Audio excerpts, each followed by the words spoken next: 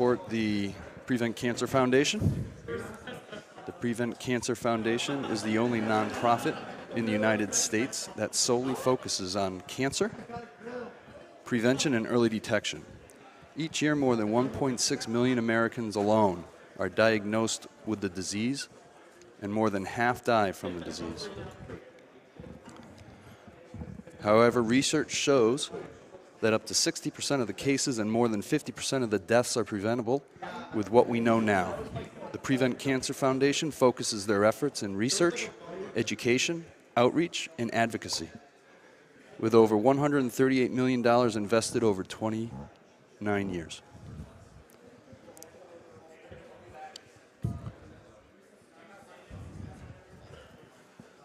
We are setting up currently for Banjo Kazooie being run by Stivitybobo.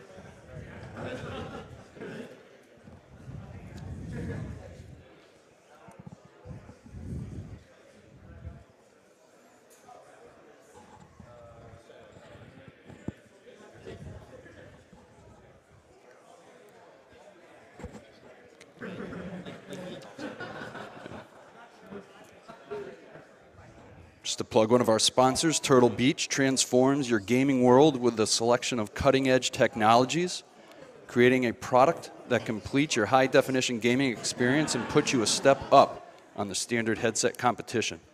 Check them out at www.turtlebeach.com.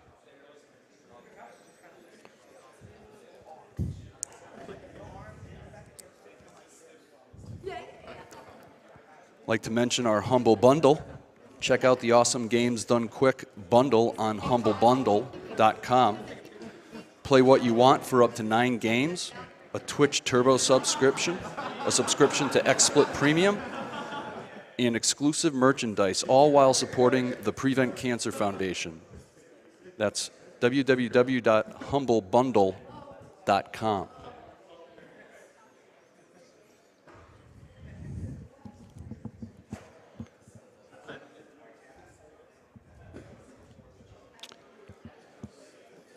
SomethingArtistic.net offers decals and stickers made to decorate your consoles, walls, computers, and more.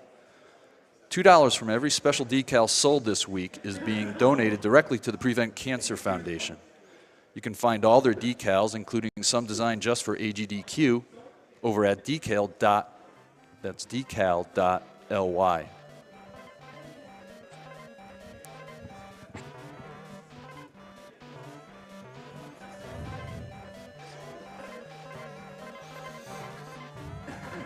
Tiny Build Games is an indie developer morphed into an indie publisher.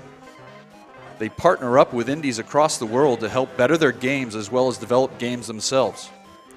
Check them out at www.tinybuild.com and check out their game Speedrunners, which is also available in the AGDQ 2015 Humble Bundle.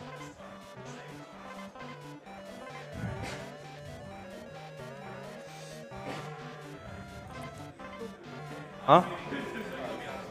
Okay. Sweet. Good luck, Stiv. Thank you.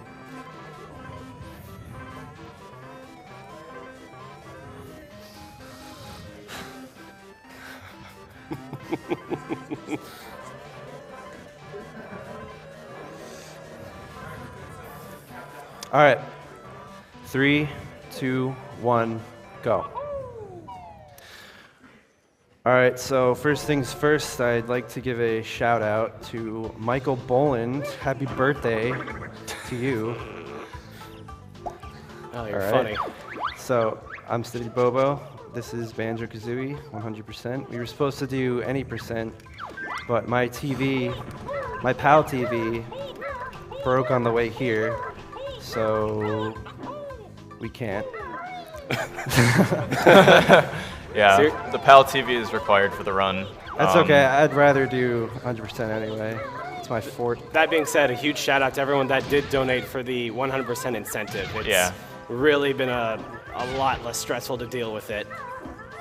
And this run has become a lot more optimized since Stiv did it 2 years ago. Just to give a refresher on how 100% is, it consists of getting all 900 notes, all 100 jiggies, and all empty honeycomb pieces. Stiv is going through Spiral Mount right now, just going through the motions and getting the empty honeycomb pieces. And after he collects 6, he'll get an extra health container. It does not 100%. Some people think 100% also includes all of the Mumbo tokens required for the transformations. That is not required. And in addition to that, it does also require the double health at the end of the game, right before the Grunny fight. He just needs enough Mumbo tokens for the transformations that he needs throughout the run. Right? All the like 75 tokens total, I think? Something like that, Something yeah. like that. I don't remember. So we're about to hit our first major trick. It's pretty similar to the Lakitu stick in Super Mario 64. What he's going to try and do is basically jump over the trigger area for bottles. There we go. And he got it. All right, that was the hardest trick in the game. It's all uphill from here. All right, so anyone who's never played this game before, basically, Banjo's sister was kidnapped by a really ugly witch who wants to be really cute. So we got to make sure that doesn't happen by rescuing our sister. All right, so that was the first Jiggy. It's pretty smooth. It's the easiest Jiggy out of all of them, obviously. It's got to start somewhere. And the very first level we're going into is called Mumbo's Mountain. And basically, half the level is just going to be trying to optimize roll movement until we get the move Talon Trot, where we can just rely on Kazooie's movement, which is much faster and much better than Banjo's rolling. Should probably do a quick roll call. Hyper Resonance. I'm Smasher 32. And then Stiv. I'm Stivitybobo. Well, you did introduce yourself earlier. Yes. So, obviously, first level starts out pretty straightforward. It's not a terribly hard level, but since most of the level you don't have Talon Trot, it requires a lot of particular movements, particularly on this hill. If you spend too long on this hill, you end up sliding down. So you have to be careful of how you jump on that hill. That's why he does the 3 little quick jumps there. You have just enough time to do 3 quick ones before you start sliding.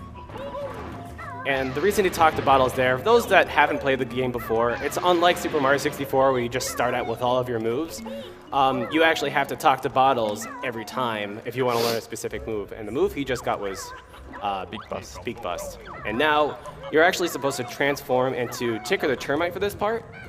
But if we kind of manipulate how we spend our time on these platforms, we don't even need to transform at all. And we can save 5 tokens throughout the entire route.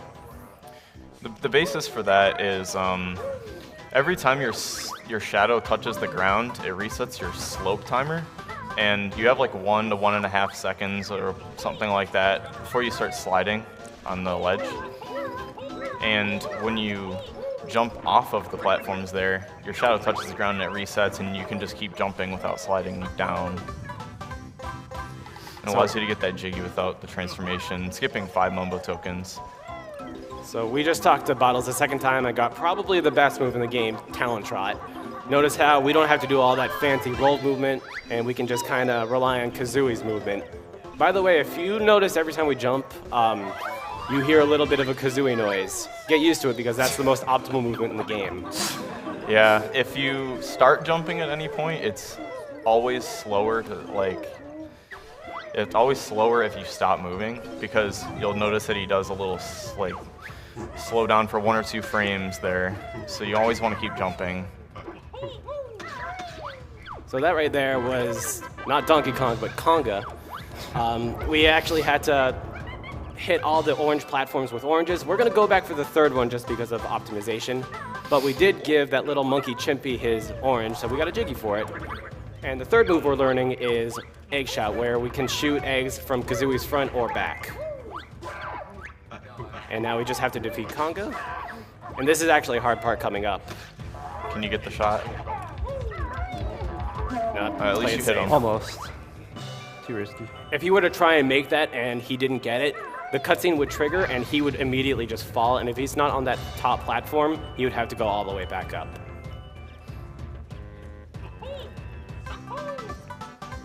All right, and notice how that last orange platform is right there, so we'll just go right on it, and free Jiggy. There's something a little interesting where when you destroy an object, when Conga spits out that Jiggy there, it'll spit out in a location that's dependent on the angle you destroyed the last object. So if you destroy something at a very specific angle, it can actually line up those two Jiggies, and then if you collect them both at the same time, you skip one of the little Jiggy animations. It's hard to do it optimally, though, Yeah. because you have to find something to But kill. this game is just full of stuff like the little tiny 1 or 2 or like 5 second time savers all over the place, which makes it a really neat speed run.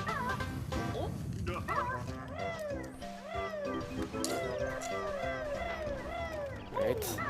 One of the Jiggies you get by stomping all of the huts. We're not going to get that last hut in the back corner until the very end. For now, we're just going to grab this Jinjo Jiggy. It's kind of a weird thing because you grab this Jiggy, and it's the only Jiggy when you collect all the Jinjos that causes a little bit of a stun, and there's nothing you can really do but just kind of wait it out. And if you're really unlucky, that kind of delay of grabbing the Jiggy might actually transfer over to this. Oh, we got lucky. Yeah, we haven't been able to figure out why that happens. Just gotta hope it doesn't happen.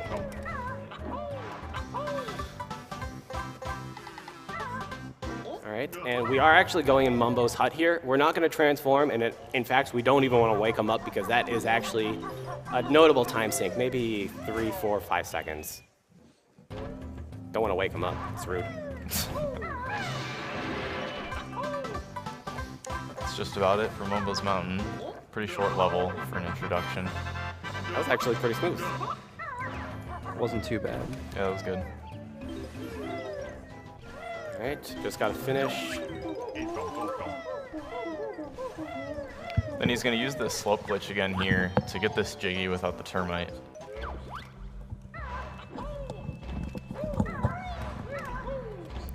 Very nice.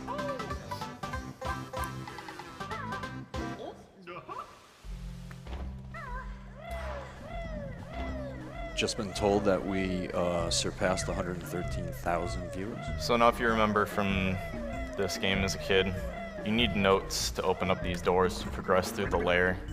And the first one is 50, which is really easy. The final one is 810, which means that since there's 9 levels and there's 100 notes per level, you need to enter every single level to open up the final area.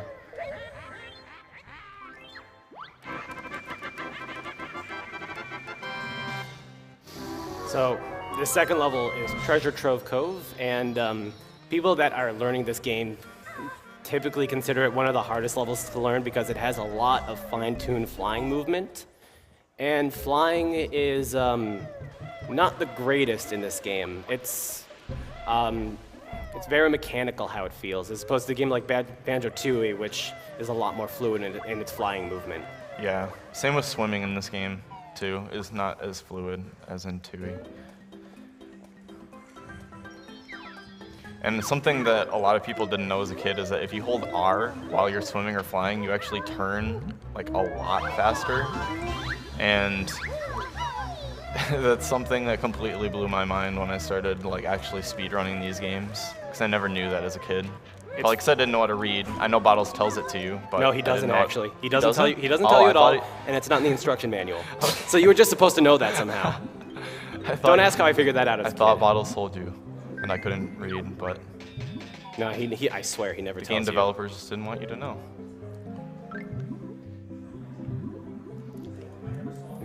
So here's a nice fancy trick coming up. We call it the leaky skip. Basically, on the right side, there's a little bucket that likes to have some eggs. So we're going to spit 2 eggs and try and talk to Bottles, skipping that got cutscene. it. Great job. Nice. Saved 3 seconds. But it was all worth it. So we're actually not going to go back to that sandcastle until the very end of the level. I mean, we could talk to Bottles now, but it'd be a time sink. We're gonna go in here. We collected a piece of treasure earlier, and the little crying, sad hippo wants both of his pieces of treasure, so we're gonna be really generous and give him both pieces. Or else he And then won't stop sometimes crying. he will be nice and spawn the Jiggy on top of you. Oh, come Or on, rather- walk closer. Oh, Not this what a time. jerk. The shadow's actually was close. disjointed, so if he was actually a lot closer than it looks. So this is the first of 3 flying sections. I'm actually gonna be quiet for a sec.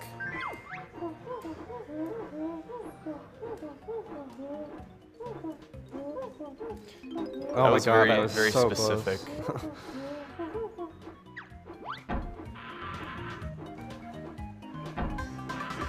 He's actually counting flaps as he goes there to make sure that he's moving correctly to not land on that note. Almost done. Great job. Those flying sections are really annoying for people learning just because if you land at not only that one, but any one of the other 2 flying sections, it's a lot of time lost. So it's kind of particular.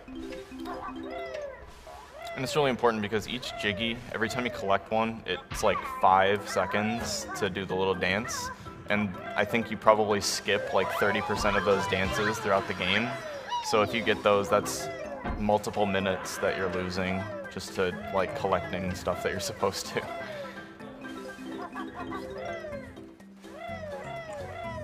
So a lot of them are routed so that they're collected underwater or in the air, especially with Jinjo Jiggies, which you'll see with the orange one coming up, because you can essentially choose where you want the Jiggy to spawn optimally for where the Jinjos, and here it just so happens that the orange one is convenient like towards this part of the route, and you can just collect it in the air while you're on the way to one of the other ones.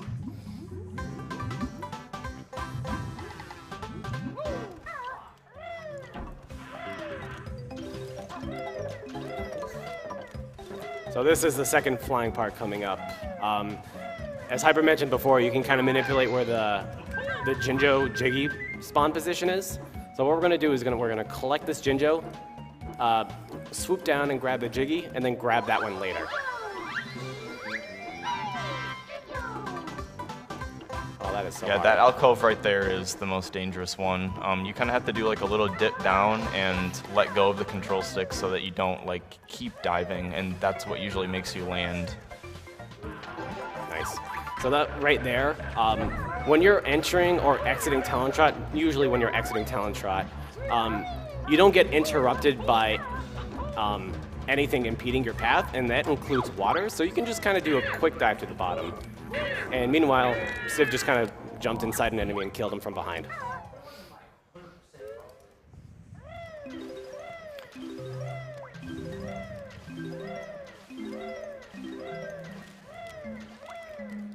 Something else that should be noted is that in the N64 version of this game, they actually took this out in the Xbox version. If you die, you lose all your notes, and you have to start over from the beginning if you die. So dying is very, very costly in this game. Oh yeah. It's another reason why learning this game is a little intimidating for new guys.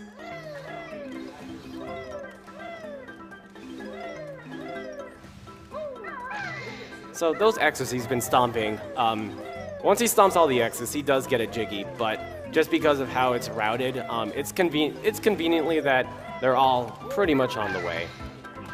And this is the third flying section, which is really hard as well, so I'll be quiet.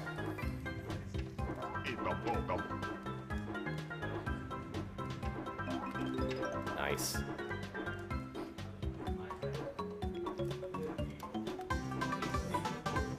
Nice. All right, that was the hard stuff pass. And as I mentioned before, if he lands at any one of those sections, it's a very huge time sink. So it's very, very nice that he got all three. Whoa, whoa, whoa. That's not that big of a mistake. It's not very common.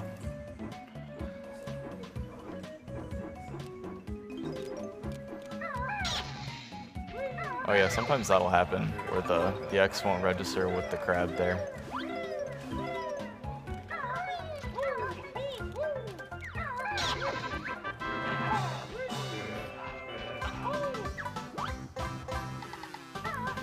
And the very last Jiggy is the sandcastle that we're going back to. The 10th Jiggy in the level gives you an even longer dance, as I was saying before, about the Jiggy dances. So skipping the 10th one is always like really nice to do, and that crab there is actually going to help us out at the end of this puzzle. I wonder what he's spelling. It's not like it's written on the wall or anything. No, of course not. So now he can use this crab to death warp, and he still collects the Jiggy.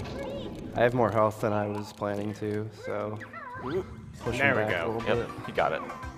And he's going to be skipping that final Jiggy dance in all but 2 of the levels, and we have already passed one of those, which was Mumbo's.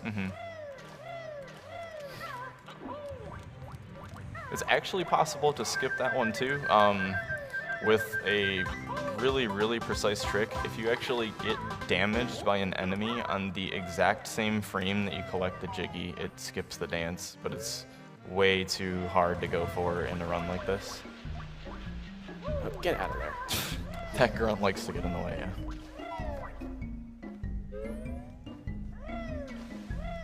So earlier, you saw Stiv kind of detouring for some red feathers. This entire route is very feather intense, and you don't have a lot of opportunities to refill for feathers. And even at the very final battle, when you have the chance to refill your feathers, it's actually more optimal not to if you get enough throughout the entire run.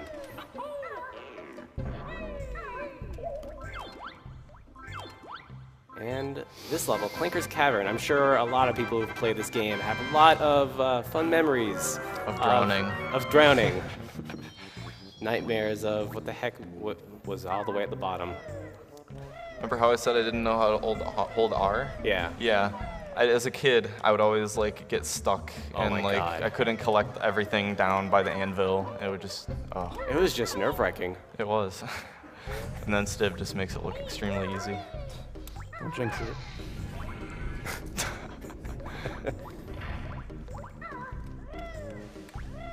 I mean, it's nice because there is a little bit of symmetry at the very bottom, so you can kind of predict where everything is.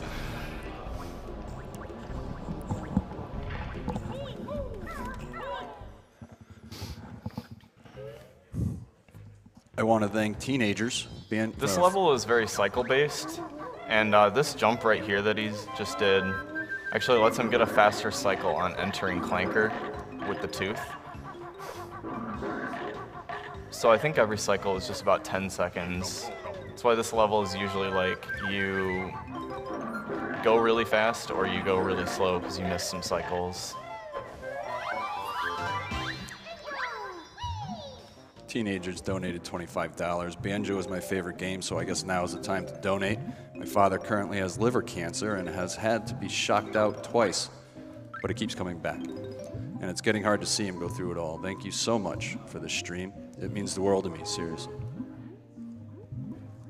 Since this is a pretty long swimming section, if you want to read out some more donations, you're more than welcome to. Okay. Thank you to Dark Deceit TV for his $100 donation. I've never caught this live, but I watched so many of them of the runs on the YouTube. So glad that I caught it this time. Thank you so much for doing this for such a great cause. Thank you for the donation. $50 from Ah, Bear don't push him Pigman. Thank you, Bear Pigman. Keep up the good work, guys.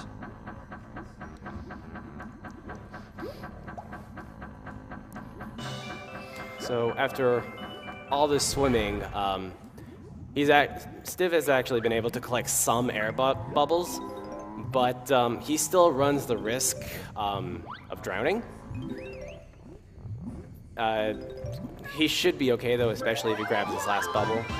Okay, sometimes that has a chance of not spawning if you're too slow. Fortunately, that didn't work out. Or fortunately, it did work out, excuse me. So he's just gonna, before he even surfaces, he's gonna go right into that green pipe area, grab the Jinjo, and then surface. And it looks scary, but this actually is plenty of time left. Yeah, each air bubble is like 10 seconds or so. Really? So you have Only about 10 seconds? it's about a minute before you drown, yeah. Son of a... Jeez.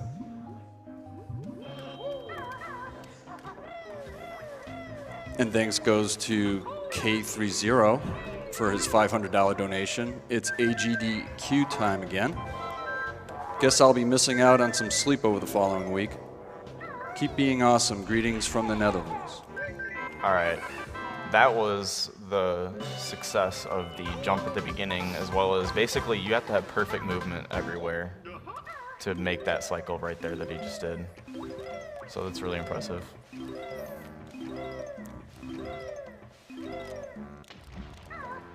This part coming up, we just call it the rings, and everyone likes to kind of pay attention to what the timer finishes on because it kind of indicates how quickly you do it, obviously.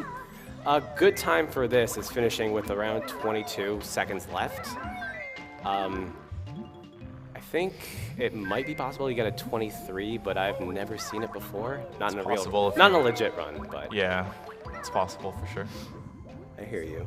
I hear you.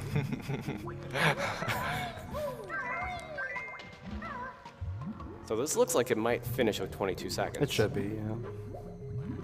There we go. Nice Yes. job.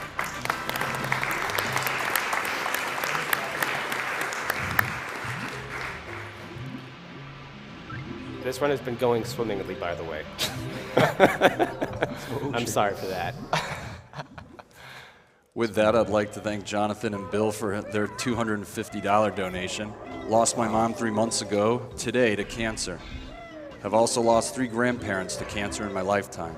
Love what you guys are doing. Miss you, Mama.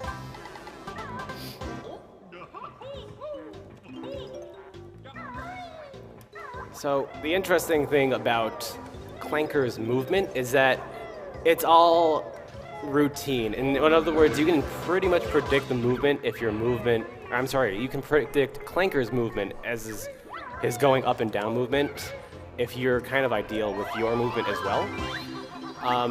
So basically, don't make any mistakes. Like that. Usually you have a few seconds left on this cycle, so I think you can make it. No. Well, I have to If get this up here jump now. Nope. cooperates. This is really finicky. Oh, there Okay, we second go. try. Wait, That's not wait, I bad. think I can make it. I still don't think it's fast enough to catch the blowhole cycle It as is, well. it is. You can skip the token and come back, or get another one. I I don't can know. get it. Oh, you can make it. Yeah. There we Nice. go. All right. So I guess Now we don't have to worry about cycles anymore. Right. I guess since it's so early in the marathon, I'm going to try and explain cycles. Basically, cycles are kind of a pattern that repeats, and you can only perform a certain action within a certain part of the cycle, kind of like similar to a red light, green light system. You can only go through a light on a green light, whereas, you know, it repeats red and green every now and then. I tried.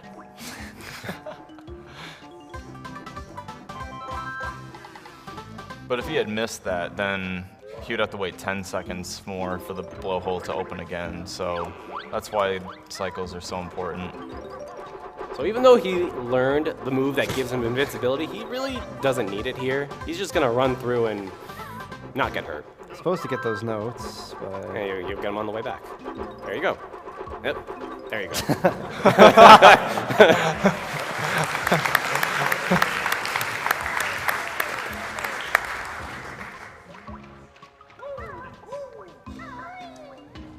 So as we mentioned before, with the Jinjo Jiggy spawn, the last Jinjo that we grab is actually underwater, and that allows us to skip another dance.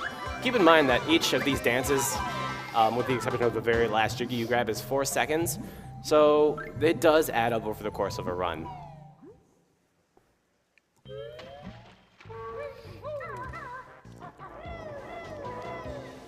$10 from Taco7, thank you. Lost my grandpa to cancer. My dad has it. Hope in the future there will be a cure.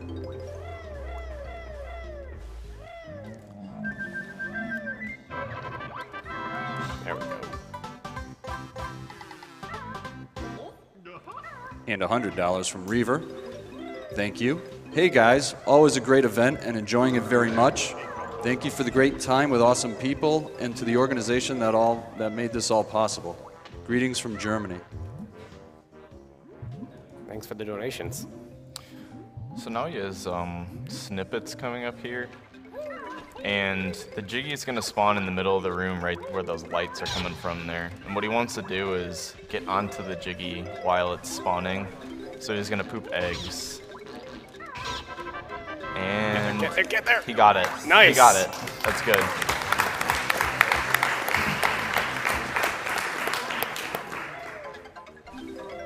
And the very end of this run ends with a very long swimming sequence. Kind of similar to before, he's going to, while underwater, collect a Jiggy, several notes, enough to finish the level, and a honeycomb piece. The only difference is he's not going to make it. He's going to die underwater. So let's hope he gets all of them before he drowns. I guess something else to mention is the reason that he is actually dying is primarily for optimization. When you die at a run, regardless of how many notes you have, you always finish, so to speak, with a note score. And if you want to get those notes, as we mentioned before, you have to collect them again. But in addition to that, you also teleport to the beginning of the level. So you don't have to backtrack all the way unless it's convenient or you don't need to die for it. In the swimming section, you run out of air like just as you're collecting the last item, so it's just perfectly optimized like that. There we go. And that's it for clankers.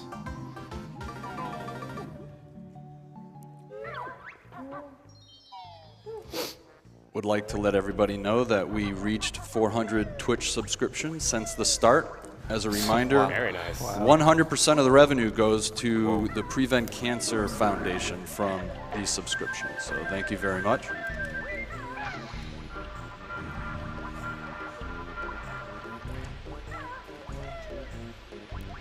So we got to go in here really quickly just to open up the next level we're going into, Bubble Gloop Swamp.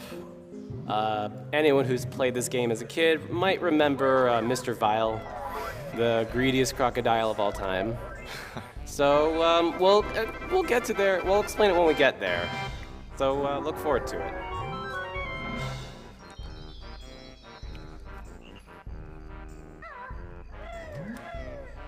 And a quick mention on an upcoming donation bid war for Mario Kart Wii. Runner plays either as Funky Kong or Rosalina. That's coming up in 2 runs.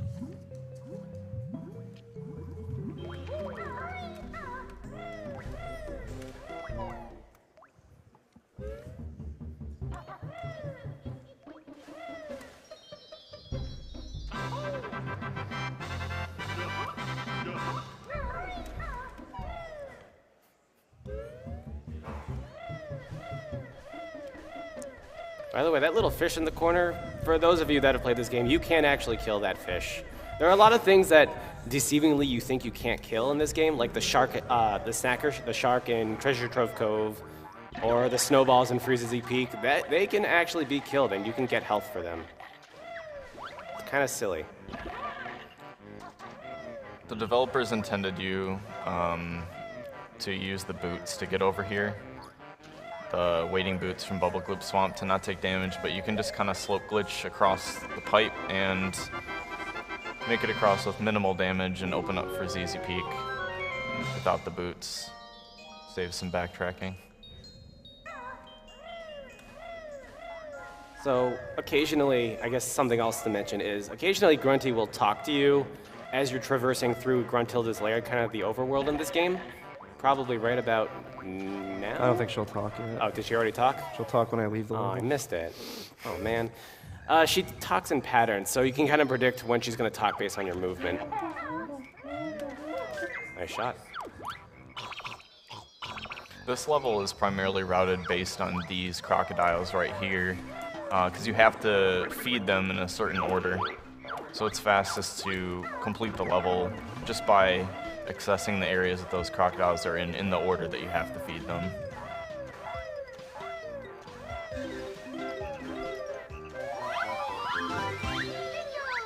This level is very RNG heavy, so it's not very fun. But hopefully it goes alright. Also, just because of optimal movement, he's going to be taking a majority of his damage, or his health, excuse me, in the swamp area. So It's kind of dangerous just because of how much health you'll have to collect throughout the run, and you only go into vials with 1 health.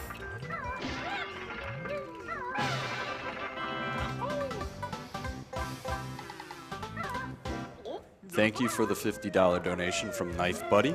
Lost my father last year, 2 weeks after my birthday. This donation means a lot to me.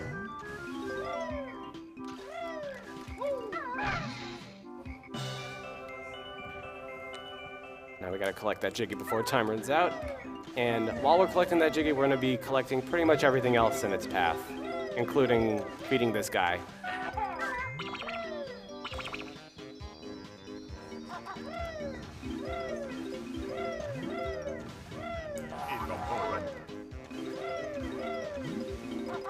Thank you, Annika Hibsier, for your $20 donation. Cancer survivor here. Thanks for the effort. Almost had a 19. Wow.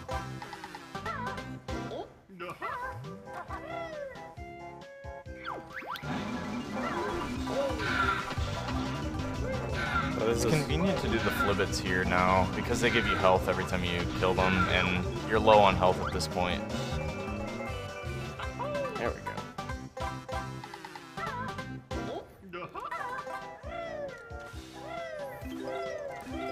So this next part, you're supposed to break the huts and access a shock spring pad. We're just gonna jump them because it's faster. This is the only exception just because there is a witch switch in here, which will give us access to the Jiggy later. Well, and the second to last one, but that's because this one's really hard. Right. You can actually jump onto this one without using the shock spring, but it's really hard, so not worth going for it for what, 3 seconds save for each one.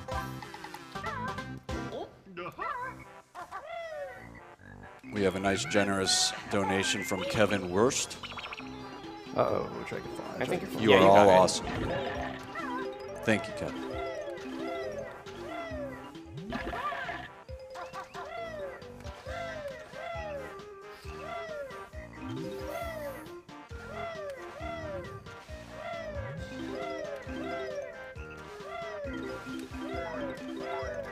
And $50 from Demon B. My mom beat breast cancer a couple of years ago, so I'm always going to give back while watching my favorite games get destroyed. Thanks for the stream, guys. And $15 from Majesty Apollo. I'm entirely convinced Stiv isn't actually human. Banjo Kazooie is one of my favorite games of all time. Brings back such amazing memories of my childhood. This is a great cause, and I hope you destroy the 0.5 mil target, guys. Oh, don't get hit. It's No, okay, that would've been buddy. good if It's you got actually hit. better, yeah. I just didn't want him to get hit. Yeah, if you get hit there, you can actually move like during that little cutscene, so it gets you an extra bit of distance, but he was a bit low in health there, so that was kind of scary.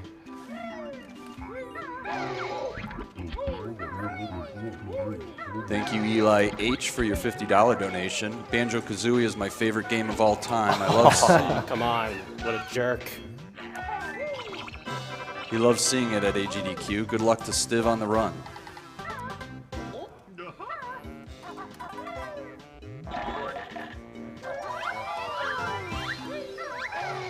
Contrary to popular belief, he actually does enjoy that.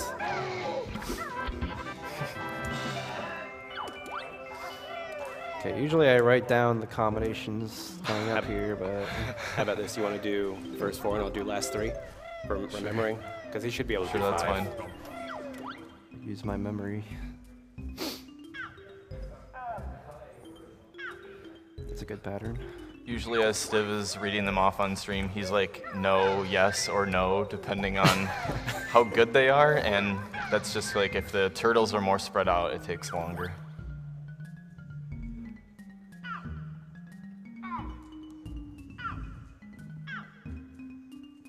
That was pretty bad.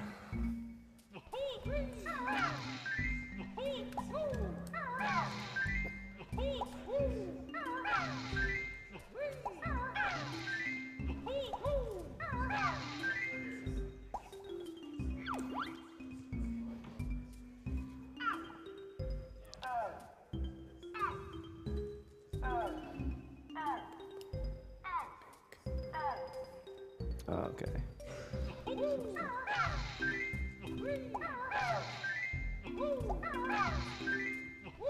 What's after purple? Purple. That one, purple, and pink, then purple. pink.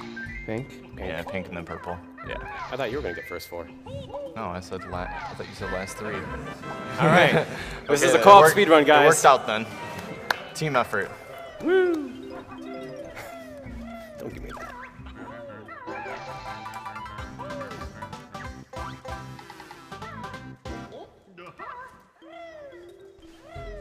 A nice $20 donation from David Rivard. I lost my little sister to cancer. Playing banjo together was one of our favorite things. Here's to an awesome run. Something else that he's been doing throughout the run that's kind of minor, but it adds up over time, is getting out of town trot when, like, before doing certain actions, like picking up a jiggy. If you collect something like that while in town trot, usually you have a little delay. So, like right there, that saved him a little bit of time. Even though he almost got sniped. Yeah, I've never gotten hit by that dragonfly there. It but happens, I swear.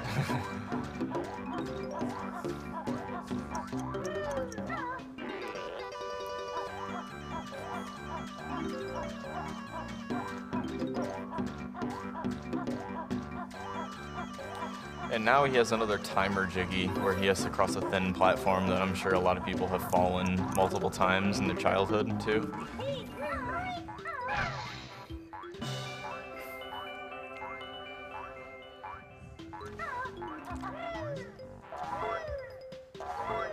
Nice. And And all you gotta do is to do that. It's really easy. yep, well, for the rest of the swamp maze, he's not going to bother collecting the boots because he's actually going to get hurt on purpose. Because he wants to be at 1 health for optimal routes, for optimal strategy. I'd like to mention the Yeti, which is a t-shirt site featuring an awesome new design every 24 hours for a low price. The Yeti has partnered with us for AGDQ 2015, offering an array of shirts with $3 from every unit sold. Going to the Prevent Cancer Foundation. Check out the collection at www.theyeti.com/GamesDoneCore. I've never seen anyone get hit by that guy. Me either. All right, so we are coming up to probably everyone's favorite minigame. No, Mr. it's Vile. mine. Gotta get my revenge from AGDQ 2013.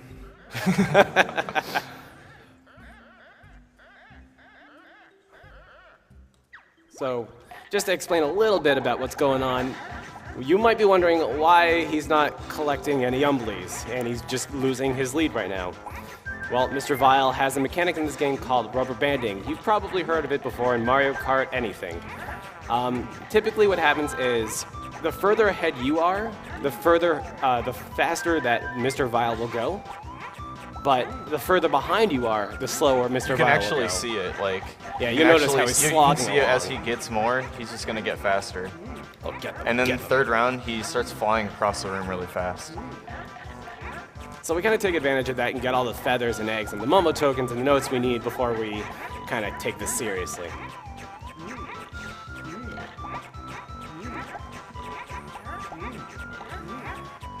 Spam Sack donated $100. I lost my virginity to a beautiful girl and my dad to cancer. One of these was awesome and done quick, the other not so much. Keep it up, everyone. Kisses.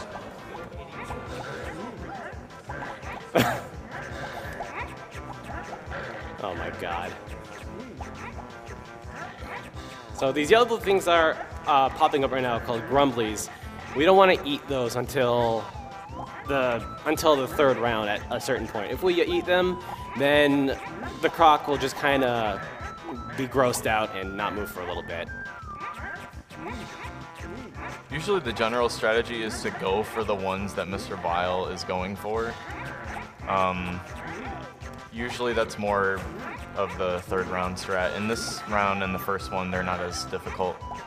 The game intends you to beat the third round using the turbo trainers in the back of the room, but as you can see, they're grayed out because we haven't learned the move yet.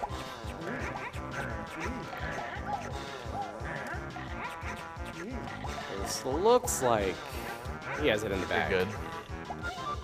There we go. All right, hardest round. 23. Michael Jordan.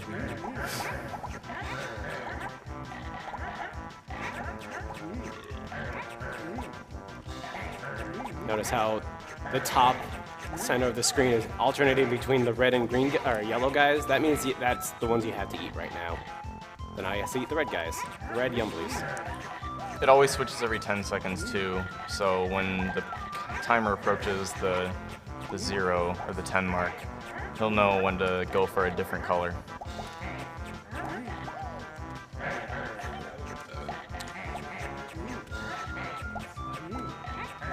Thank you for the $100. Sorry. Thank you for the $100, Mike Ninja. So great to finally see this event live. Best of luck with Vial, Engine Room, and Furnace Fun, Stiv. I'm lucky there. Look at that one, just appeared right in front of you. All right, where is he? Where is he? There he is.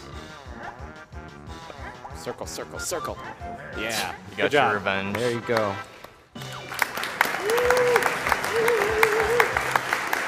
Revenge for 2 years ago.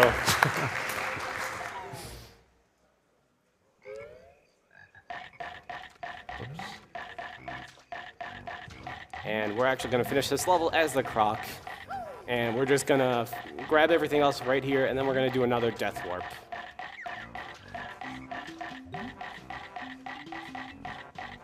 Thank you for the $100 today, Jax. Say no to cancer, say yes to Banjo.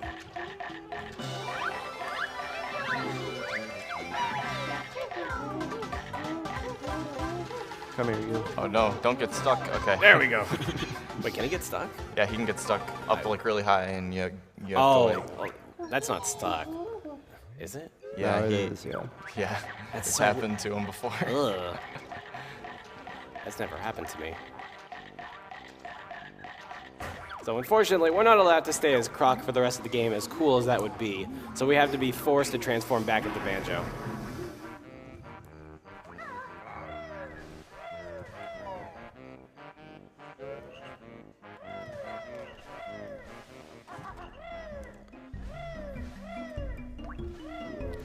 Thank So you. this- Go ahead.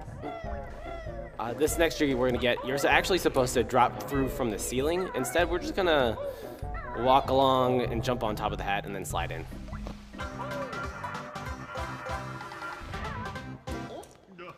Thank you for the $25, Noob. First time watcher. Just sad I can't donate more.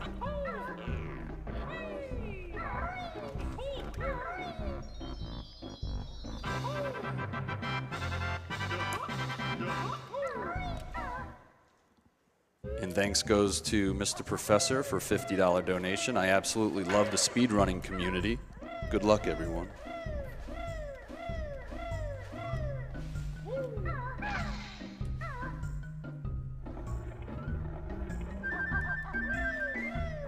Oh, come on, seriously? I've never seen that guy get in the Neither way. have I. Oh yeah, he's actually supposed to open that up in Gobi's Valley. He's just gonna grab it now. Yeah, that was one of the many glitches found by Chronicies in this game. She's found a Yeah. huge number of glitches in this game that I Looks never like- even fathomed were possible. So Yeah. huge shout out to Chronicies. And that pretty much just the jiggy hitbox is, I don't know, when you roll into it at that angle, you can just collect it.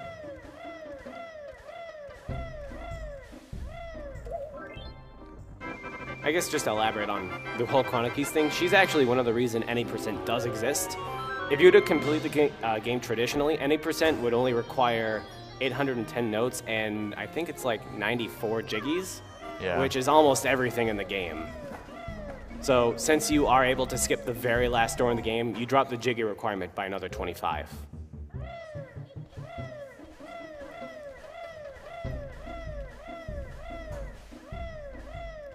Still no 810 door skip yet, though. That's never gonna be found. So now for ZZ Peak is split up into 2 trips actually, because you need to move from Gobi's Valley Turbo Trainers to finish the second boggy race, and you need Beak Bomb from this level to finish Gobi's Valley, unless you're doing a task, and then there is a trick to get into the pyramid, the target pyramid with Beak Bomb, or without Beak Bomb rather, but it's incredibly precise. So while Stiv really just does here doing nothing because the enemies that are supposed to eat these Twinklies aren't appearing, I promised Stiv before we started this run that if he were to do basically what I like to call a smasher strat, grab the green present while flying and not even kind of stopping for it, I would give him 20 bucks. So let's see what happens.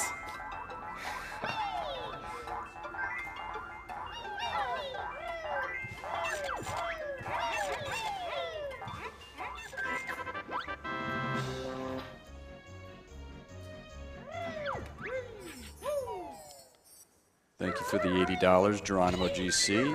If there was ever a time to donate, this is it. Lost my mom to cancer 2 years ago. R.I.P. Mom. Good luck, runners. All right, so this is, I guess, the green present dive section coming up. So let's see if it works out, or if he even wants to go for it. I'll do it. Oh.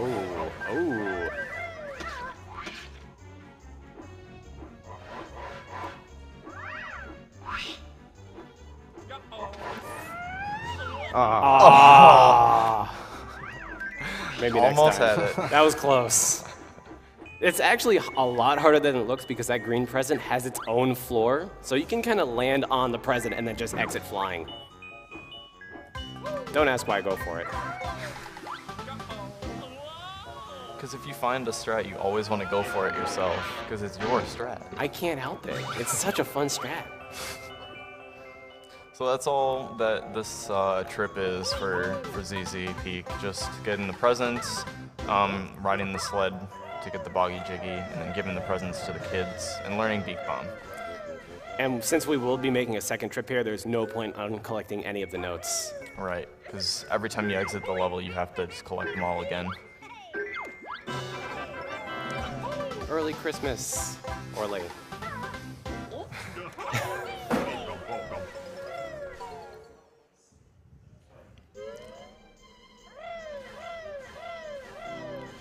Thank you for the generous $200 donation, Vash the Stampede. Hi, everyone. First time watching this AGDQ Marathon live and to donate to a great cause for aiding the prevention of cancer. One speed run at a time. Here's $200 towards your goal, and we'll donate another $100 later if everyone in the room shouts, with feeling now, "This world is made of love and peace." Good luck to you. So, on 3, everybody. 1, 2, 3. This world is made with love and peace. Excellent.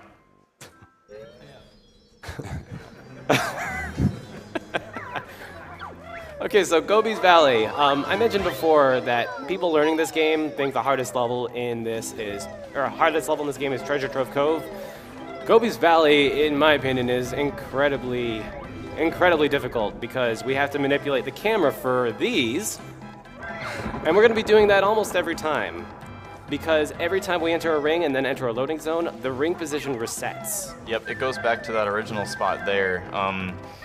This was a glitch found by Chronicies a while back, at least a year ago, and I was just messing around with routing this game, and I don't know, I just had the idea of trying to get some of the rings without flying.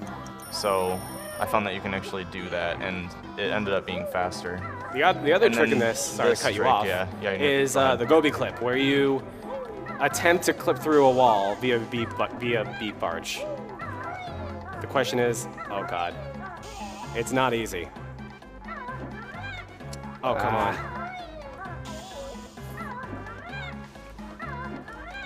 Oh, come on. I think you just gotta skip it. Yeah. Don't do it. Don't do it. As we've mentioned before, when you die, you lose all your notes. So that would be about 1.5 minutes lost, I believe, if he committed to that and died.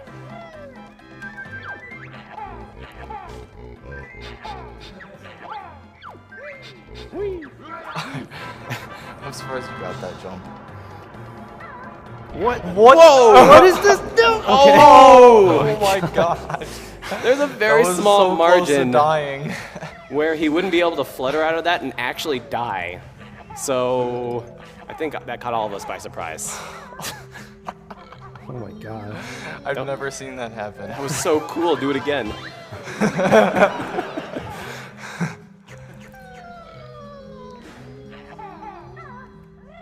See, I told you standing next to the corner works better. Yeah. Sweet. Thank you, Dr. Canadian Ninja, for your $50 donation. Excellent job on beating Clanker. Let's kick cancer in would the get him for health. flanker. Or not. Don't listen to me. Okay, so now when he leaves the Sphinx here, the ring is going to be back in the same spot. And it still keeps track of how many he's gone through. Okay. Should be all right. Yeah. Oh my god. So yeah, the ring only rises there when it's coming onto the camera. So you can get in it without flying, and that saves a little bit of time.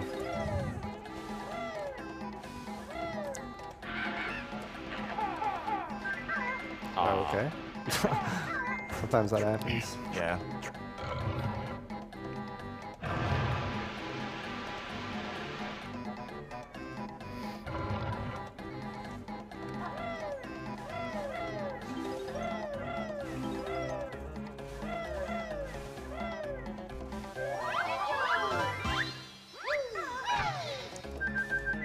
Thank you, Smo, for your $50 donation. Donating for Banjo.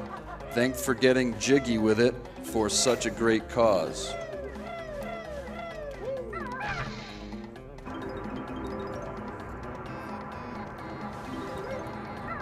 So this next room is actually pretty straightforward.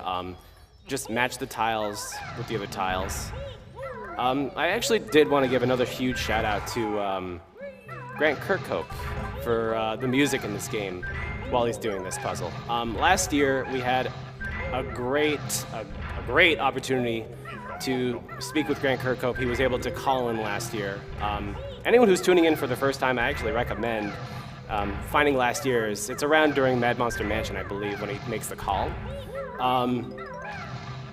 It was a huge pleasure to speak with him, and I don't anticipate it happening again, but if you are watching, thank you for the great music and the great times.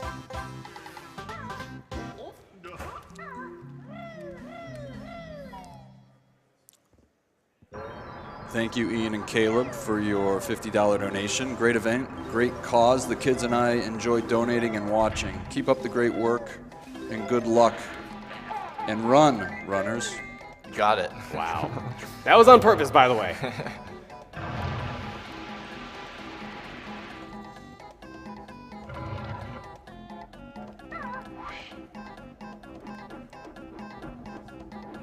Beat bomb.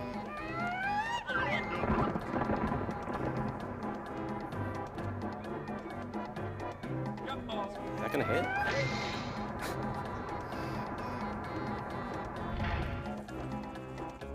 Yep, so this is the one instance you need Beak Bomb for, and there's a really weird clip that you can do to get in there, but it's just too hard for runs like this. Get in there.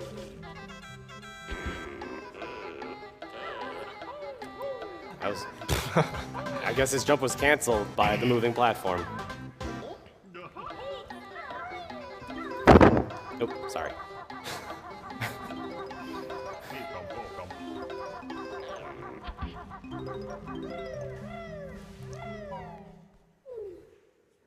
So after doing all of that, we're not yet going to talk to bottles. We're going to get one more ring.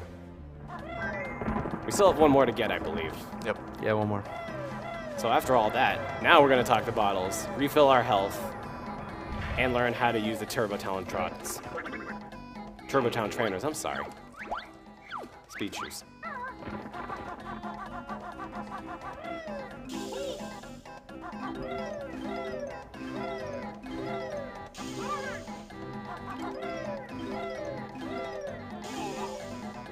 Now you're supposed to grab this Jiggy right here with the Turbo Trainers on, but using a nifty little thing where you can fall down on top of it. It's actually a similar trick. Collect Sorry to cut you off. There's a similar trick that's pretty much the similar trick that's used in the very first level when we scaled that mountain in Momo's Mountain.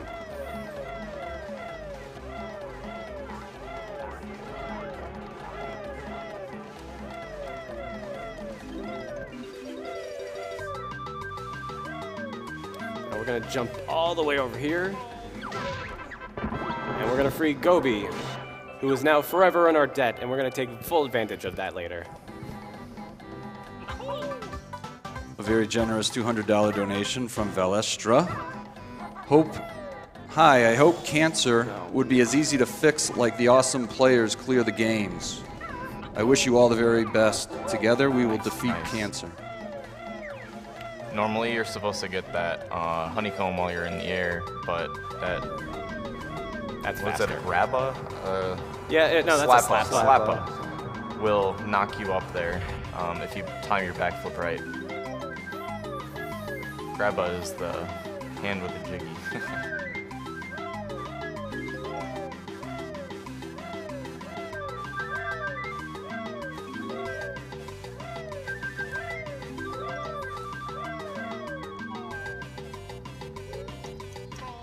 Oh, I went the wrong way.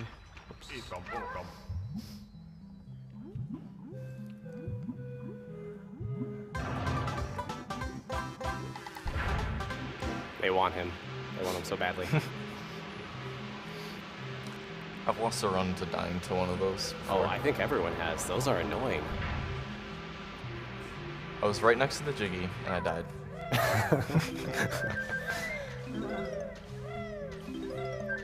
So now he's gonna collect the last ring on the way into the maze. Manipulating the camera again. Right. I haven't done this one in a while, so I might screw it up. Yeah, you're good. That's a really good angle.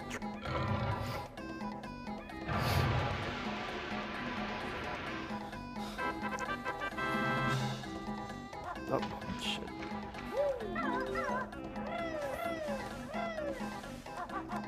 Okay, there we go. And that's it. That's all the rings. And he just has to pick up the jiggy later, which he'll do with the turbo trainers, actually. Thank you, Cherry Dominowski, for your $50 donation to honor my husband Bob, who is a cancer patient, and my son Chris, who is getting his degree in game design. Thank you for this great entertainment and supporting this important cause. So normally you're supposed to traverse through this maze, or you can just jump over the entire thing. And you can see the witch switch there. We didn't need that from earlier. That saves like 20 seconds or something to skip those things. And not all of those walls you can jump on, just that like one part. And conveniently, it's right next to the entrance. All right. Oops.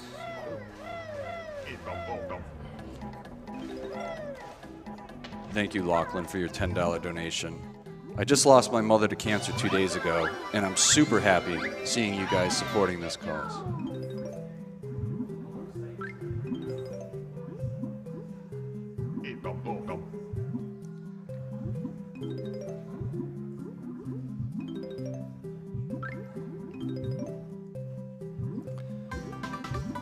And Pouget gives $100.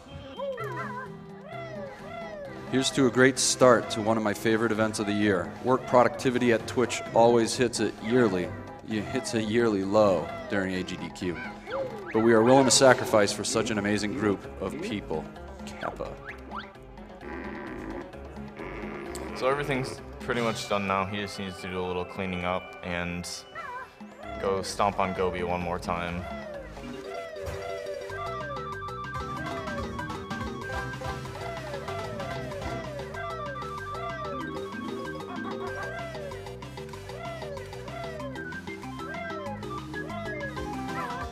You can actually skip that dance if you are wearing any sort of boots as well. Oh, you got it. Oh. If you place that perfectly, you can get hurt and cancel Beak Bomb pretty much at the same time. That was very nice. That was very nice. That Yeah, might have apart been- from not getting Gobi clipped, that was a really solid level. Oh yeah, that's right, Gobi clip. Damn. It happens. It's a hard trick. It's a tough trick, yeah.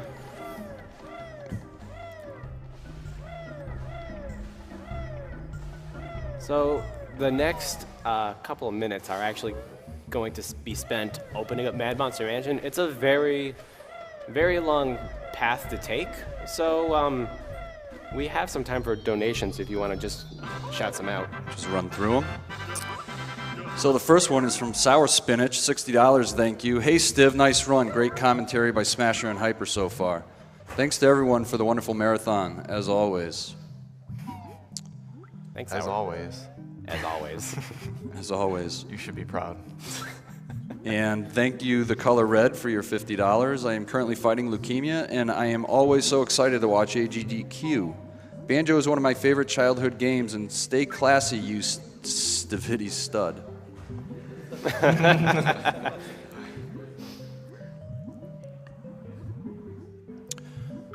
Just like to mention one of our sponsors, World 9 Gaming. Since 2005, World 9 Gaming has been one of the premier computer and console gaming provider for events across the Midwest. With dedicated staff, tournament expertise, and an expansive collection of games and consoles, they guarantee the best gaming experience at the lowest cost for all events, large and small. Check them out at world9gaming.com.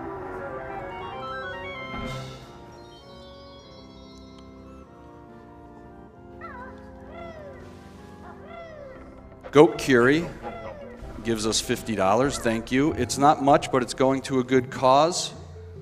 Hope to enjoy the rest of the event. Have fun, everyone.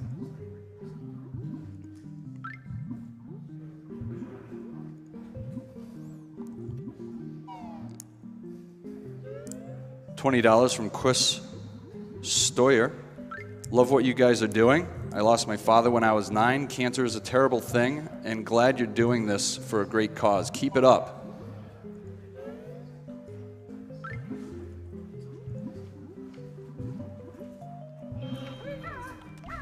Do you know which Mumbo token you're going to get? I already got it. Oh, you did? Gobi's. Okay.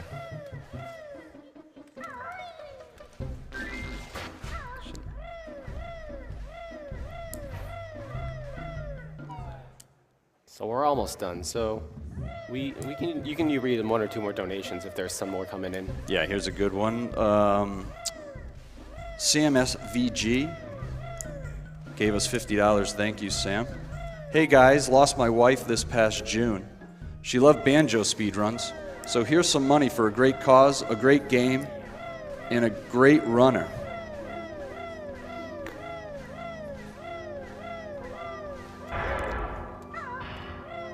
We gotta open up that gate because we leave the level with the pumpkin and we need to go into that shack over there, and the pumpkin cannot open it.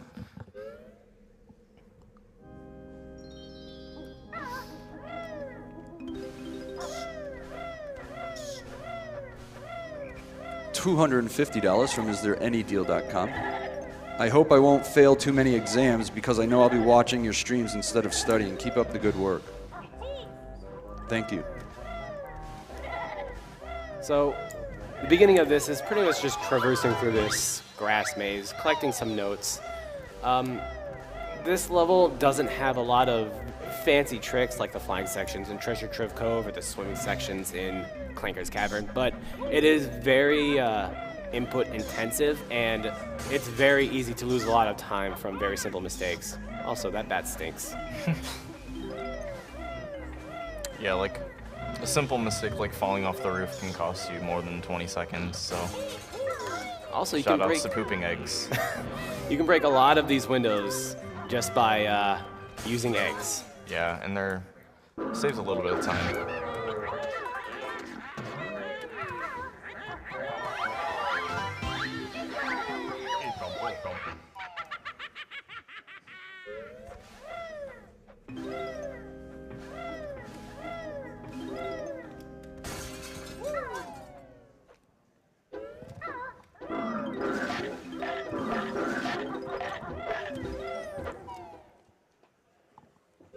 And in this giant mansion that we've been kind of traversing around and vandalizing a little bit, When we enter the chimney, we're actually going to enter Napper's area. Two very interesting things. I guess one is the Mumbo token in the fire. We can just grab it. The hitbox hadn't spawned yet, so we can just grab it freely. Also, for people that have been having trouble with this Jiggy, the key to making sure to get this Jiggy is by not ever stepping on the floor. It's actually important to know that because it's actually one of the questions in Furnace Fun, and we will be seeing that later. And it is a lot of fun, I promise.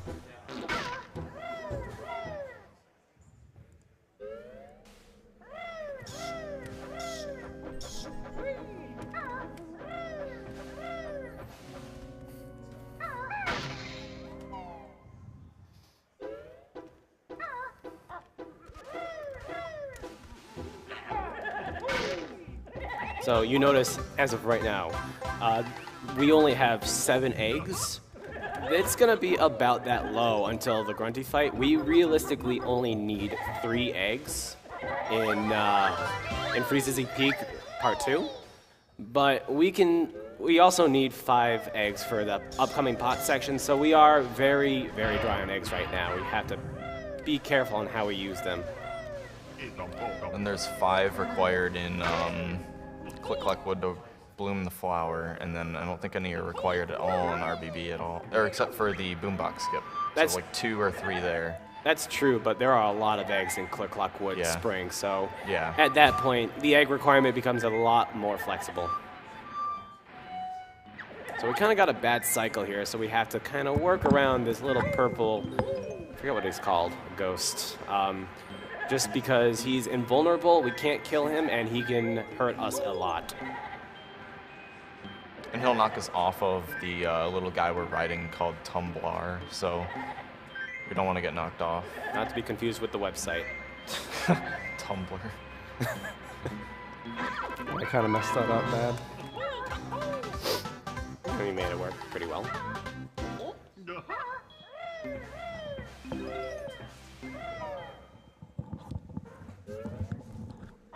So this upcoming part is pretty much infamous for being really annoying. Getting to it, normally you'd have to go all the way around and jump into the well. We're just gonna kind of go on the bramble and kind of bypass that entire area. The well is really annoying because all the tentacles in that area hurt you, and you have to grab all the notes as well. There's also jigging here. It's the safest thing to do is grab all this stuff as the pumpkin, but it is unfortunately slower, so we can't really do that.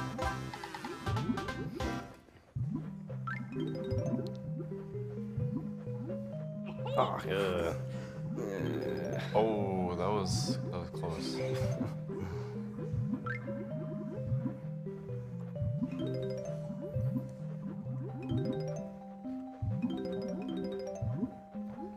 But he managed to make it out. Sometimes you can get comboed there, and it's like not much you can do about it. Now, as I mentioned, No, don't forget the notes. oh, well, oh wow. I was gonna say Thank you. when we get That this- saves 1 second to get those notes after you leave the well, but he kind of muscle memory kicked in and forgot them. So this part up here, we actually spawn the Jiggy here, but if we time it perfect. Good job.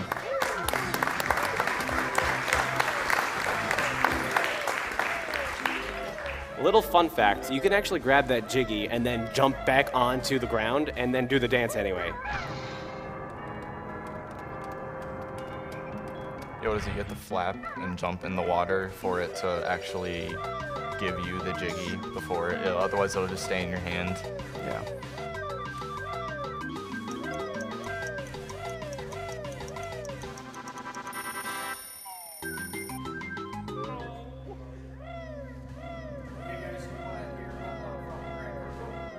Are you serious? Sure. Okay.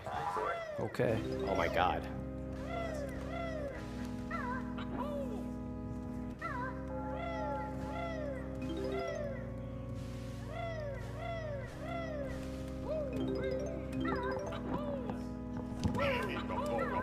Which one? If we get to it. Hello. Hello.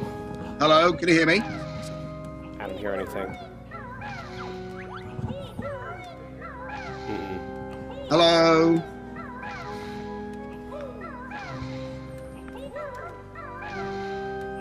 Hello, can you hear me?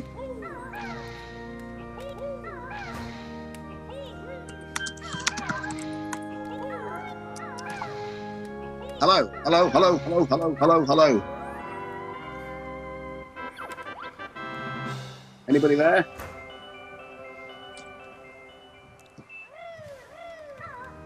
Okay.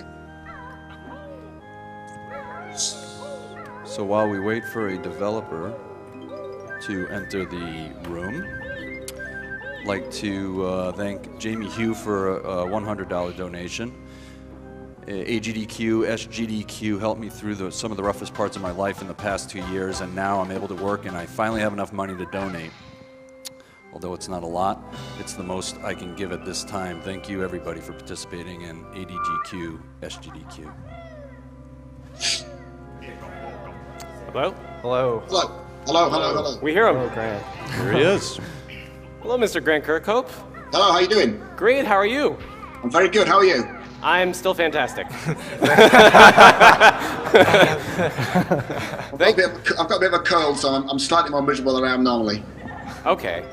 Thanks for joining us today. Yeah, all right. we really appreciate it. This is 2 years in a row. We might as well be best buds now. Absolutely.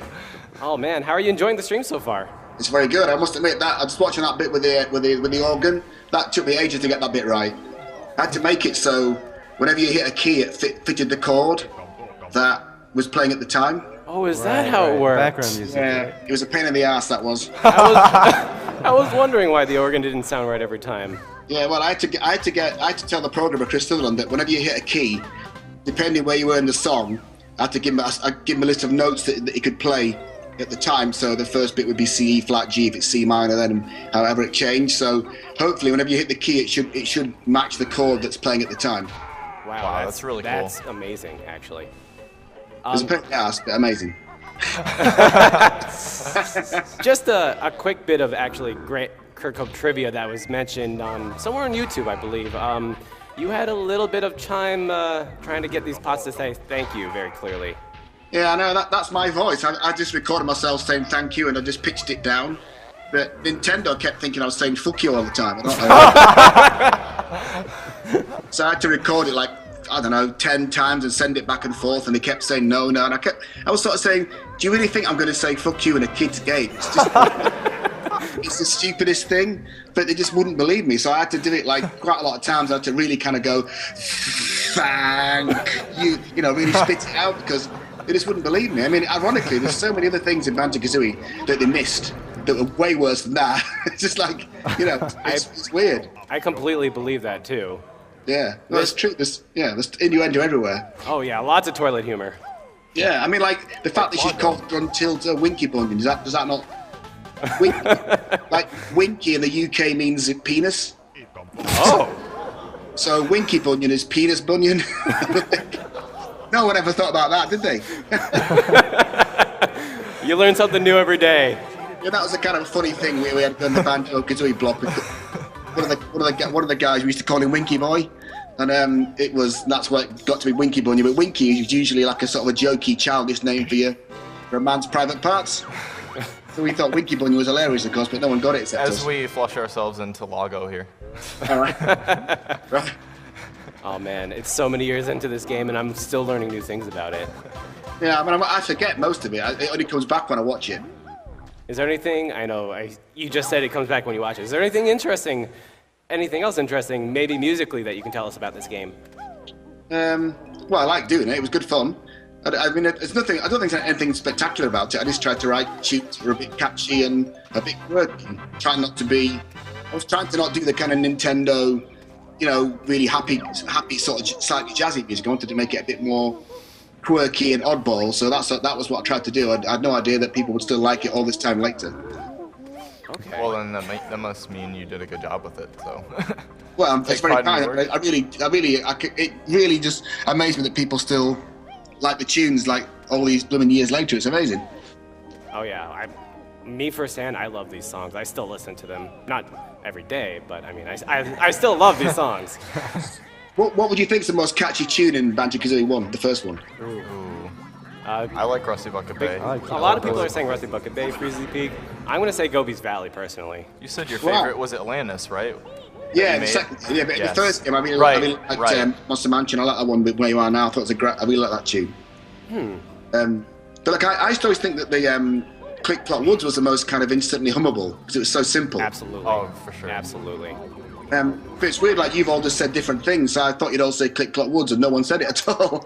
Oh, I said it. I like You know, that it's one. funny because I loved all the songs. I couldn't pick one. I just loved all of them. Well, that's very kind of you, sir. What can I say? Okay, so I may be overdoing it a little bit. A little bit.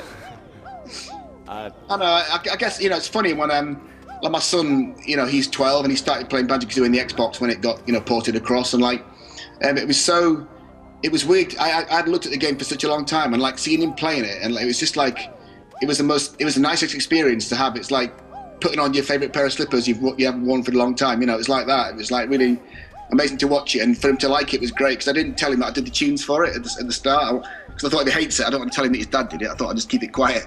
But he really liked it, so it was a weird experience that was. Did you want to ask any more questions, Brad? I actually. But I don't know if you said that Atlantis was your favorite song to write, but what was that? Was it Atlantis or was it a different one? Yeah, well, yeah, I liked that one a lot. I just Okay. liked that tune. But I must admit, I had such good fun with both the games, really. But it's hard to pick out an absolute favourite. Like, this time of year, Freezy Peaks just sounds great to me. It's got all that kind of necessary Christmas Right. things about it. So it'd be hard to pick out any one tune, really. I mean, there's not one that I don't like, really. I mean, I think that I've been very lucky that I've written stuff that I've actually liked. So I wouldn't like to pick anyone that I think that's the best for me. I think I'm just happy that everyone likes them, really. That's the best thing. Well, we're glad you wrote them. Yeah. So how long does it take you to complete the game? For everything in the game, it takes a little under 2.5 hours. I believe So- yes. Well, for 100%, the record Yeah, for by everything. Stiv is 2 hours, 10 minutes, and 13 seconds. So. Wow. So Really fast. slightly faster than JonTron then.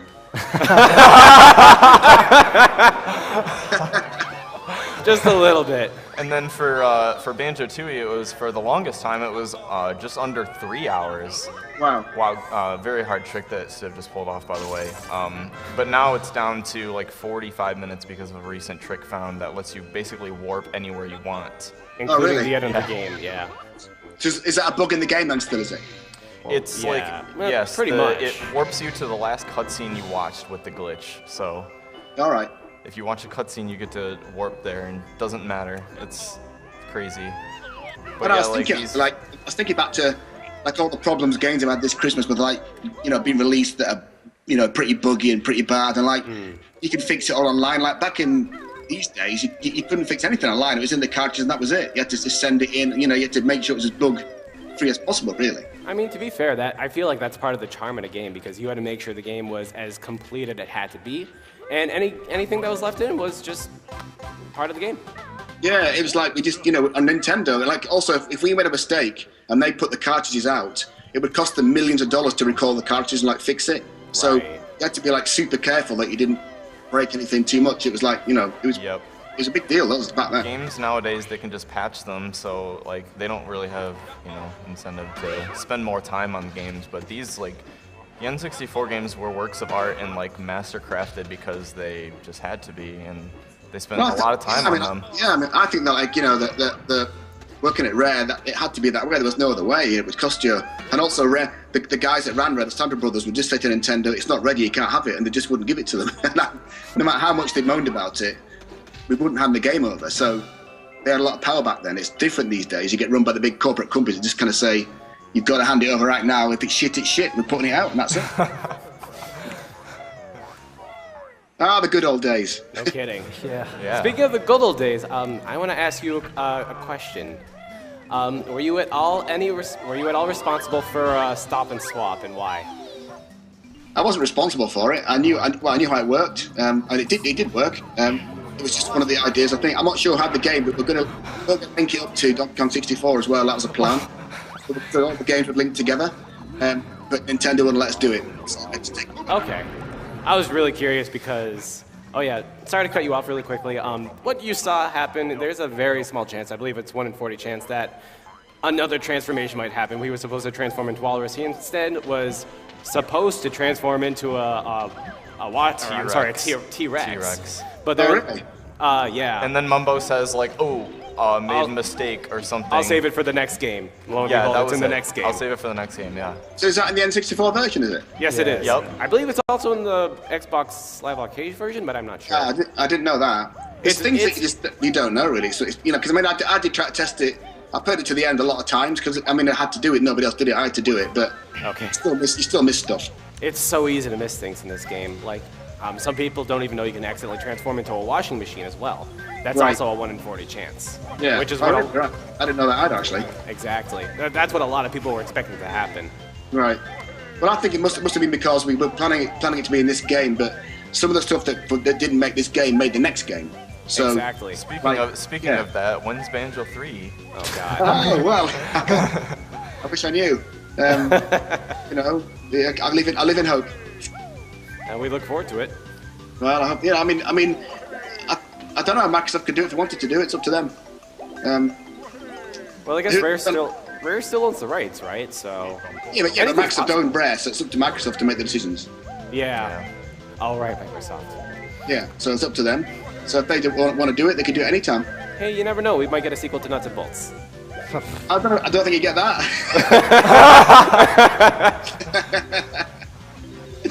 It's funny that game, because like my son and his friends absolutely love it to death, right? But they didn't have that kind of heritage of playing the first two games, so they just like love it and play it. When my son's friends come to the house, they want to play that game more than anything because they like the building thing. It's a bit Minecrafty, it's like they really like it. But I think for the hardened kind of Banjo Kazooie fan, it just didn't match up to the first two games. I think It just felt different. Right. yeah, it would probably be better if it was different characters, not Banjo Kazooie, An interesting mindset, though.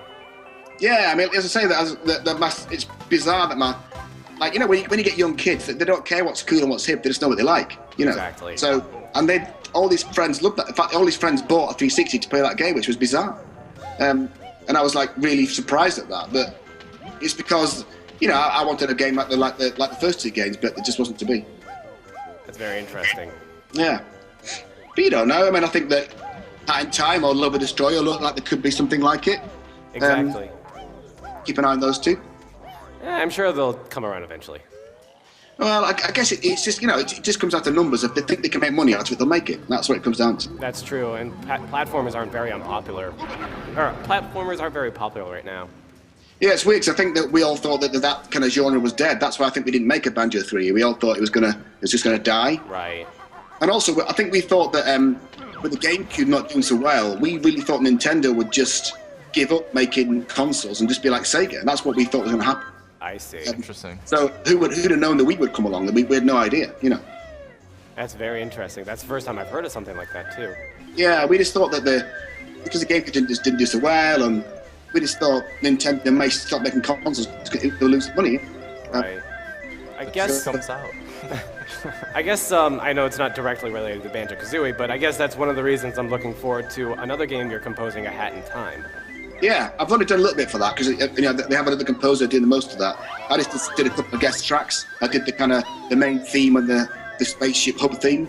So I haven't had that much to do with that. Just kind of they hired me to do those two kind of pieces. Another guy does the rest of it. Do you think it'll... Okay, I can't ask that kind of question. Hopefully we'll be able to play it by the next AGDQ. You never know. Yeah, I mean, I think they're thinking sometime this year, but I think it's going to be a while. I don't really have any contact with them, but I think it looks like maybe later this year. It looks like Really? a promising game. Yeah, if they can get it together, but I think they've not got a great big team, so it's hard work for them. Right. I mean, most indie developers have that kind of issue, but I really look forward to that game. Yeah, no, it looks cool. I think they've got the right kind of mantra about what they want to do with it. So, let's hope it does well. Well, we'll see when it comes out. Maybe we'll hear from you next year. Twice. You never Do know. you have any questions? Well, I'm still here. I'm still alive. Maybe you can come down and visit next year. Where are you exactly? We are in Herndon, Virginia, I believe. Oh, it's freezing there. I'm in LA. Can't go to somewhere that's cold. But we're in Frizzly Peak. Exactly. I've been in LA 2 years. I've gone completely soft. When it's in the 50s, I'm freezing. I understand. So I'm sorry. I just can't. And especially I'm so old now. I've probably got hypothermia. I understand totally. All right. Well, I'm going to leave you to it. I'm going to go. So good luck with the run. I hope it all goes well and you raise tons of cash. And I'll be here next year.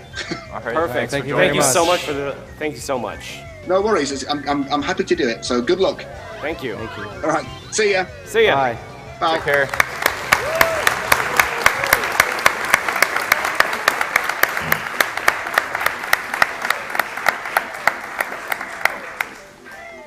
If you're at all interested in Grant Kirkhope's music, he does have a Bandcamp with all of his music, including Banjo Kazooie, Banjo Tooie, and DK64.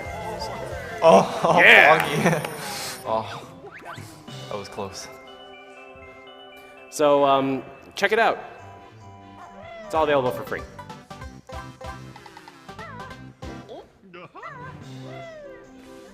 I'd like to thank. Well, and now after that awesome Skype call we just had, we're just about done with for ZZ Peak. Well, we missed a lot. We missed rubber banding Wahays. We missed YOLO Star. we missed Well, he got Yolo YOLO Star, Star's which he good with got it. very nicely. We missed asking Stiv if he wanted to ask any questions. I'm sorry, Stiv. I asked him and he said no. Okay. And the last thing we're doing here before we leave this level is the death swim. We're not going to die here. We're just going to basically have a one-way trip all the way to the honeycomb, and then we're in a death warp.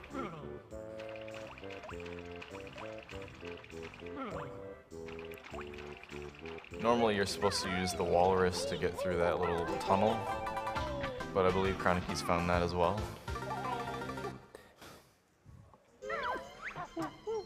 Thank you for your $200 donation. And Vidic, let's cure cancer.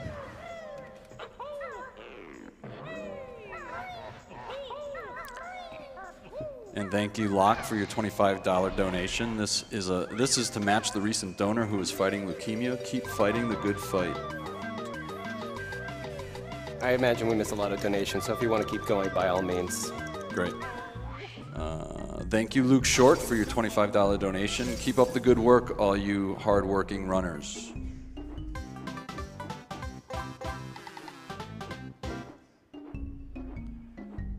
And another $25 donation from Poochie.exe.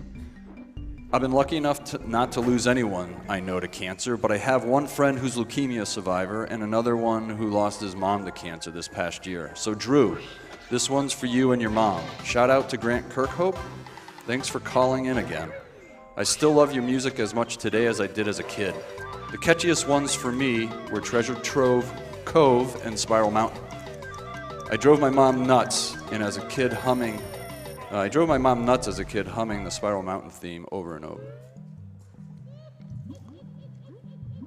So you notice back there he grabbed that for ZZ Peak Jiggy without hitting the witch switch, and the hitbox is just really close to the wall there, and if you beak bump into it close enough, you just grab it.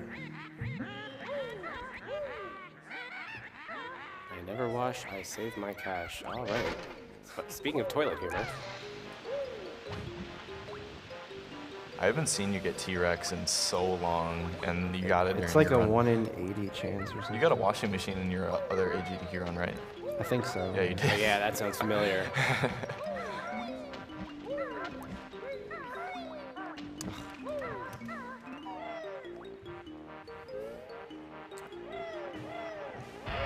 We do wish to mention that we are getting all of your donations, but we can't read them all, and thank you for your support in preventing cancer.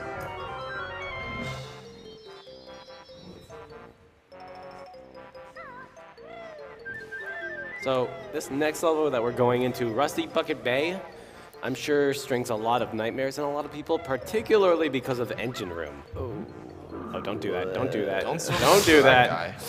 Where was I? The Engine Room is infamous for ending a lot of note score runs, just casually speaking, because as we mentioned before, when you die, you lose all of your notes. And there are a lot of notes, relatively speaking, in the engine room.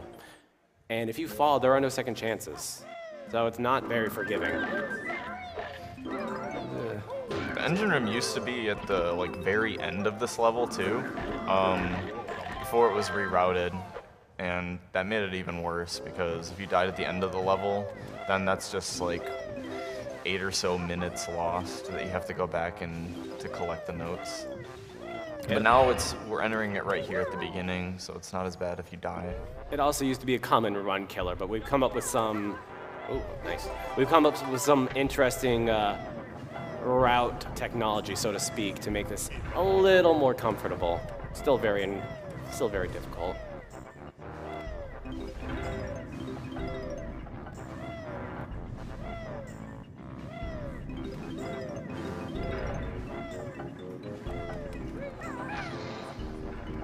All right, here comes the hard part. Here we go. Good luck, Stiv.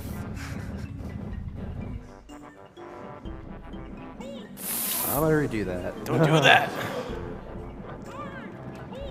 All right. Okay, there we go. Slight invincibility after you're hit. We take advantage of that. Still gotta do it one more time though.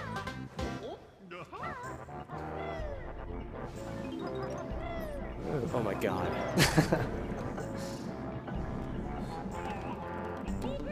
All right. That was the hard part. Good job. All he's gotta do is clip through a wall. That's easy.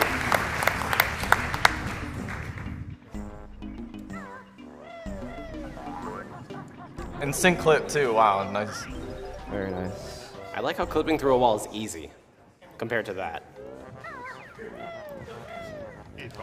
I actually have a little theory about the engine room. I think it was actually supposed to have water in it because there's actually a soundtrack for the engine room as if you're underwater. So I wonder if that was left out on purpose or... I think that's the same as the anchor. No, it's not. It's not? Oh, okay. No. It's not heard in this game at all. Hmm. Oh. That's fine. Yeah, it's not bad. Unfortunately, when you're underwater, you lose air twice as fast. So it becomes a lot more dangerous making a mistake like that, and you can still drown. And we have to grab a Jiggy too. Get out, get out, get out, get out. Sorry. And you still lose air when you're on the surface. Okay.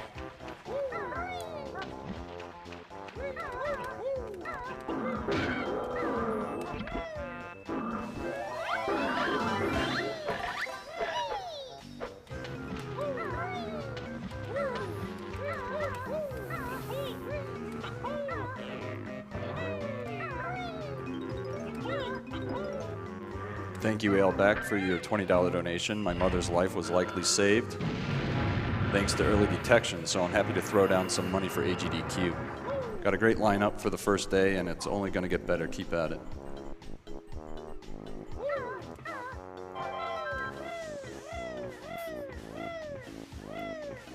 Jump over here for the witch switch, and then we're gonna go in that giant hole you saw before blowing up for the boombox boss for a quick Jiggy.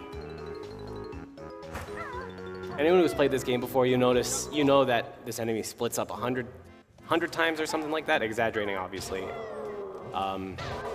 If you just hit him with an egg, oh. What?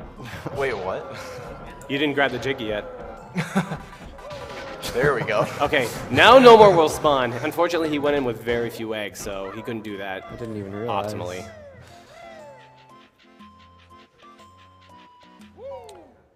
He won't need eggs until Click Clock Wood now, so... Yeah, he'll and be they're all fine. easy to get. Don't fall.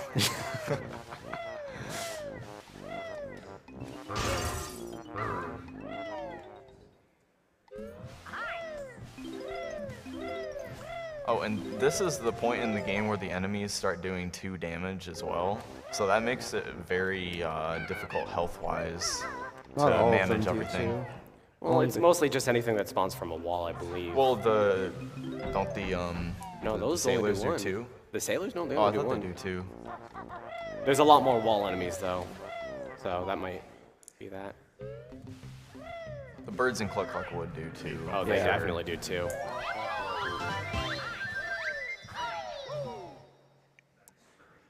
Thank you, Kevin10, for your $50 donation. Donating this for a friend who was hit by cancer in 2014.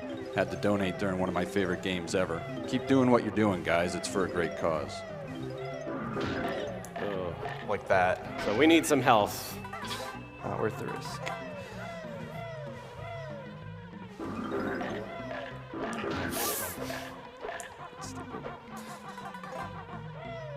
Oh well. The optimal strat for that room has you like moving and jumping in very specific spots, and if you don't get it correctly, then you're gonna get hit, and then it just kind of messes up the flow of everything. So it happens sometimes.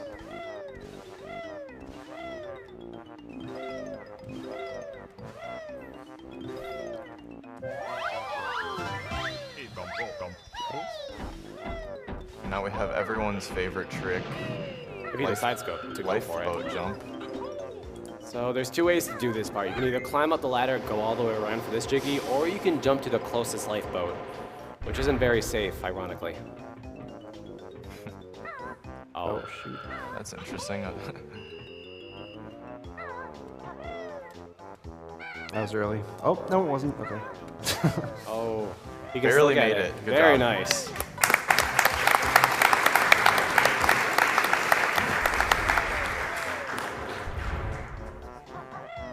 Thank you, Double Smiggins7, for your $50 donation. Engine room hype. Yeah.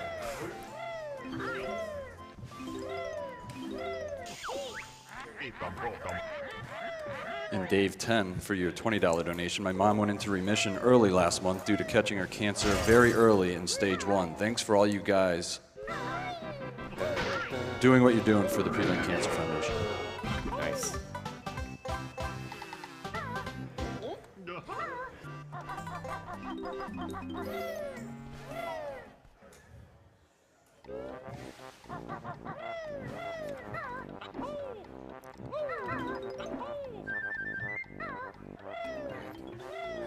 I guess one quick thing to mention is most cartridges.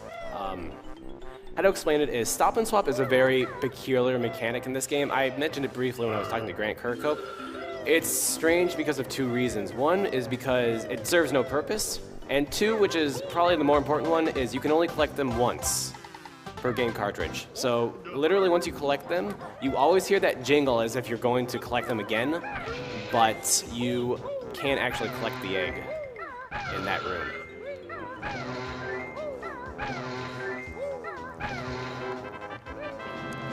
It was designed off of the N64's ability to read RAM from like the previous like 3 seconds or something like that. And then they realized, oh wait, we can't really do this. It's not really feasible. They wanted you to put it in, like, put in Banjo Kazooie, have all the stuff collected, and then swap it to Banjo Tooie really fast. And then that doesn't really work realistically. I think they did something to the hardware and it changed it. So.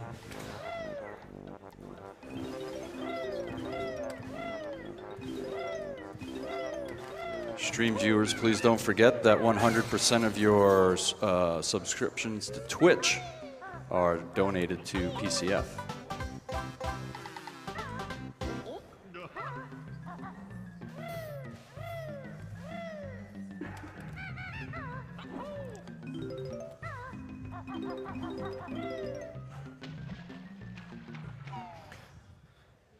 So we're almost through Rusty Bucket Bay. The only things we have to do left is free that little dolphin. You may have seen at the bottom of the screen, there's an anchor holding him down. Poor Snorkel is stuck under an anchor, so we have to free him, which is on the other side of this room where all the grilled champas are. So we're just gonna run past them, because that's faster.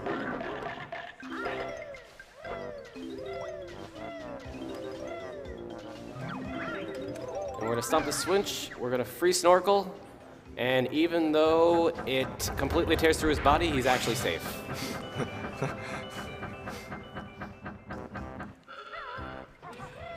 Save the animals. That actually was on purpose. He wants to be at around 3 health for this. Ideally 1, but that's a lot more dangerous. He's gonna try to collect this Jinjo Jiggy up here and cancel the animation. And this game has a weird mechanic where if you jump onto a Jiggy, like from the water without touching the ground or without performing an action, you skip the dance, which he didn't get it, but it's just a really weird and annoying trick. And unfortunately, this is what the full jingle looks like if you forgot from all the way from the first level.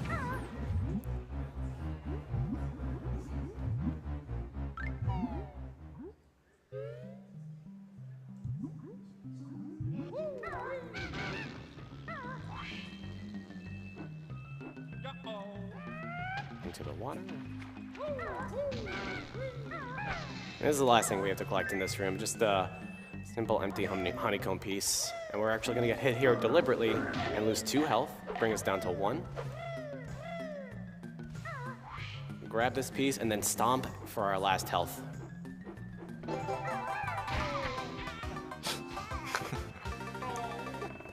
At least we took That's someone it else for out. Rusty Bucket Bay. All right.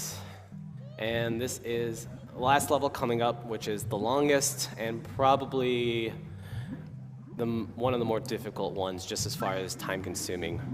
Click Cluck Wood. It's split up into 4 separate seasons: spring, summer, fall, and winter.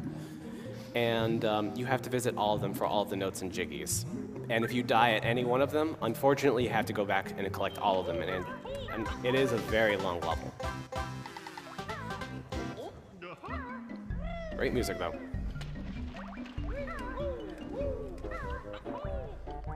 Save the best level for last. So thank you, Michael Boyven, for your $50 donation. Finally can afford to donate. Many thanks for the stream to all GDQ participants and staff, and to you, the viewers, for making this possible. My father was lucky enough to get an early diagnosis and is feeling very well. But my best friend's father didn't have that luck and is currently struggling with it. I wish her father well-being, and once again, thank you for this event.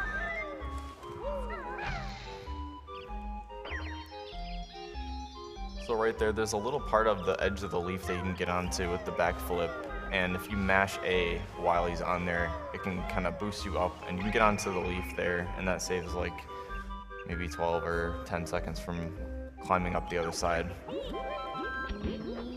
And now we're taking the cauldron back to the first part of the game here by Treasure Trove Cove and open up Click Clock Wood, because the puzzle's all the way back here.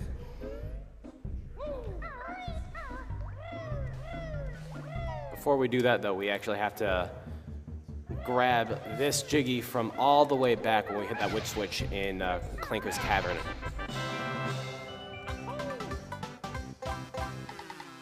There's no real convenient time to grab that Jiggy. You can actually reset after a section where you hit the first water switch. Some players, some runners do it, some don't. It's just a matter of preference. I believe it is faster to reset, though. I'm not sure by how much. Yeah, I timed it by like 7 seconds faster, about.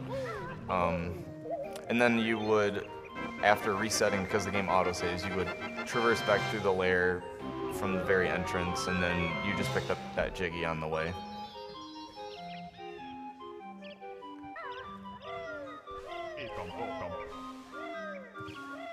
Thank you for your $100 donation, DC6. As a cancer survivor, many thanks go out to the SDA, SRL, and the AGDQ 2015 participants for supporting such an important cause. This year's AGDQ has been such a great Oh, that guy, though. He got in your way both times. What a jerk.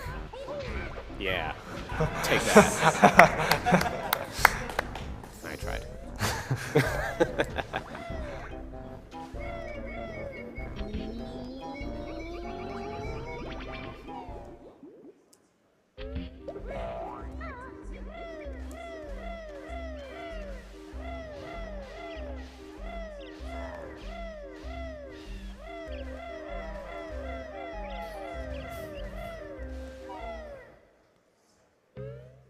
Thank you, Uncle Tant, for your $50 donation. This is for my mom, who beat breast cancer twice, and in memory of Stuart Scott, who lost his battle with cancer earlier today.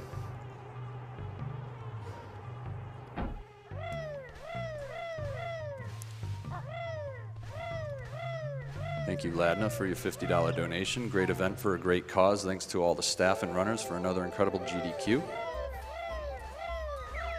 So he does all the seasons in order, and the route for each one is generally determined by the eagle in the level at the top in the nest, because he needs to collect worms in the later seasons to feed Irie, and he'll need to collect those before going up the tree or on the way up the tree. In spring, he pretty much just needs to break Irie's egg and hatch him, and then hit the summer switch so he can actually access the season itself. In addition to that, the other seasons are actually not accessible. You have to unlock them via these giant hexagonal switches. So you notice that the summer door is now open. The other two are still closed. The one for fall is in summer, and the one for winter is in fall.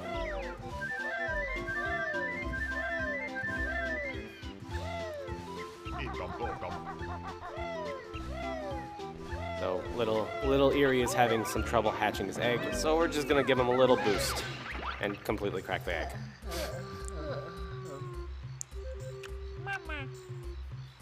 Mama Stiv.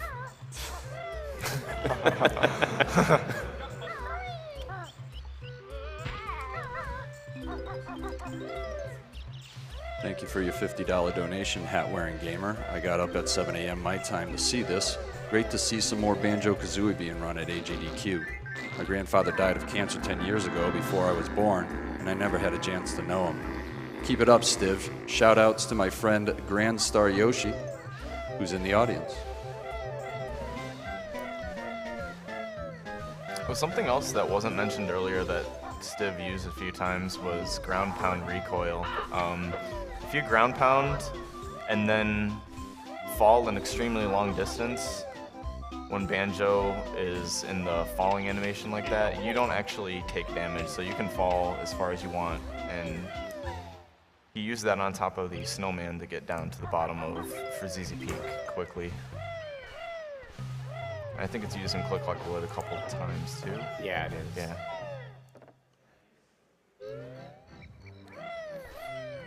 So now little Eerie wants 5 worms because he's a growing boy, and we gotta help him grow up big for a Jiggy.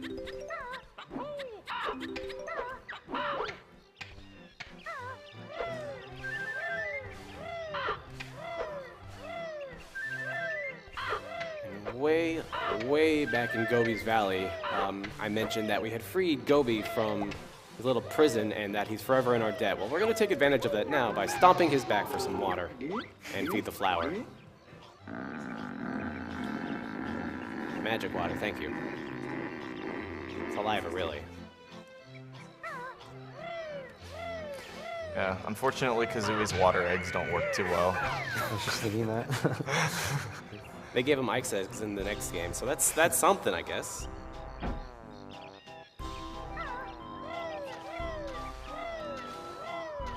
I'd like to mention once again the Humble Bundle.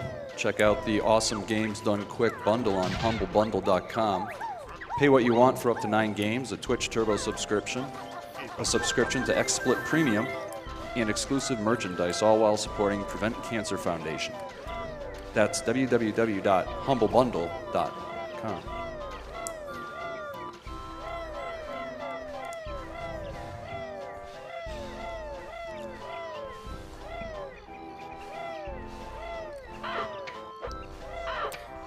As we mentioned before, those birds deal 2 health instead of 1.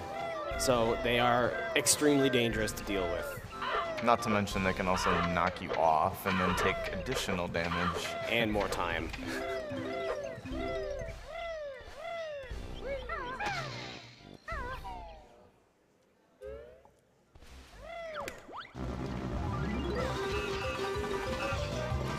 So as a kid, I thought this was the only way to actually beat these things, was to use gold feathers. It just happens to be the fastest way. But you can actually rat-a-tat-rap them if you're out of gold feathers to kill them. It's funny because I did that. I always thought you just needed gold feathers. Probably wasn't good enough as a kid to like actually accurately hit them. I never said I was good as a kid. That's true.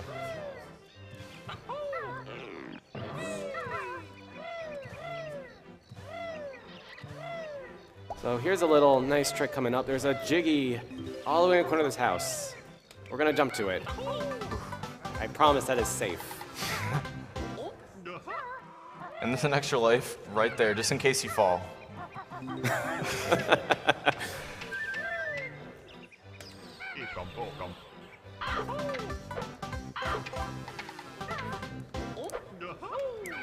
And for some reason, those birds are the only enemy in the game to create a cutscene when you kill them, and it only happens once. It's kind of peculiar. Hypothetically, you could save some time by not killing any of those birds to skip that cutscene, but it is very risky and dangerous.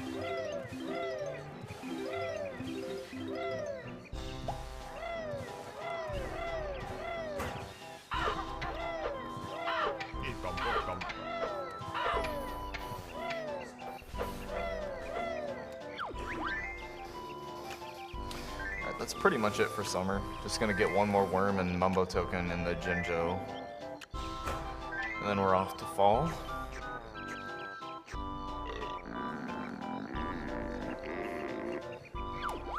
Thank you, Drifting Skies, for your $50 donation. Doing my little part towards a cancer-free world. Banjo Kazooie is one of the games I grew up with. Shout outs to the runners, the game developers, the donors, and researchers who will be putting this money to use in the fight against cancer. $30 of this to Radiant Dawn, and $20 towards Blindfolded Child Legends.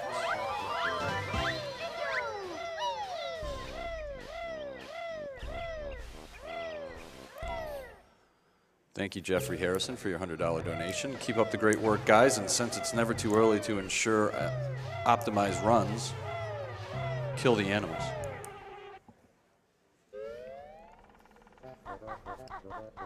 Now, since he's so much bigger, Ari needs 15 worms.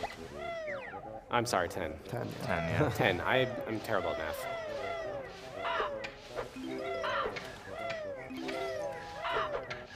This level also had a bit of rerouting done recently. There was a clip that Chronicies found probably 2 years ago that no one thought was useful, and it's used by the flower to just clip through the ground and you void out. And what that does is it brings you to the entrance of the level with all of your notes and Jinjos. So you like sort of die, go back to the beginning of the level, but you have everything. So that makes for like a convenient like sort of death warp. And it saves around 20 seconds to do that. You'll see it at the end of fall. It's pretty much the exception to the rule of if you die, you lose everything. Right. Although, funny situation is if you actually have 0 lives, which we don't right now, so we don't have to worry about it, but if you have 0 lives, instead of warping back to the beginning of the level, you actually game over. It's kind of a strange exception.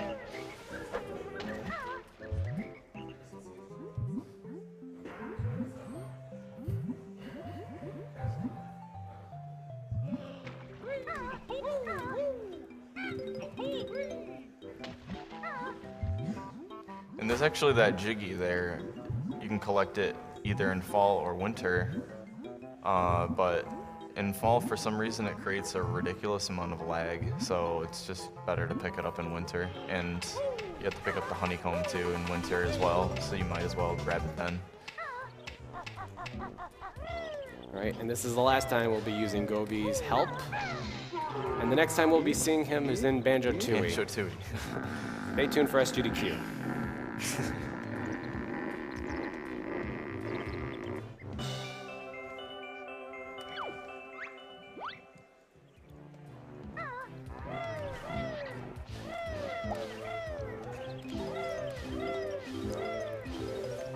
I'd like to remind everyone that one of our sponsors, Tiny Build Games, is an indie developer morphed into an indie publisher. They partner with indies across the world to help better their games as well as develop their own games. Check them out at www.tinybuild.com and check out their game Speedrunners, which is also available in the AGDQ 2015 Humble Bundle.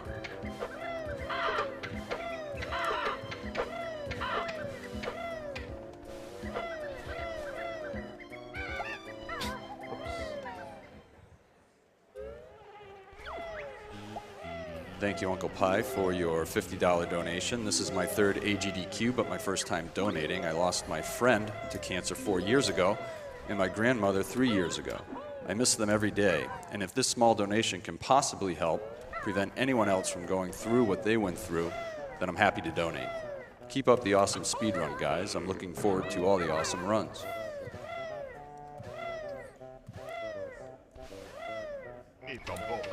Now, if you don't want to do that jump in summer where you jump to the Jiggy, it's there in fall if you want to collect it. It's just a little bit slower.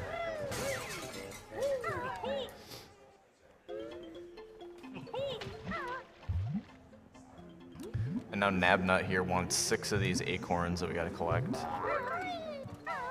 Nice. And then he's also too lazy to actually eat them himself, so you have to toss them into his mouth as well. Oh my god.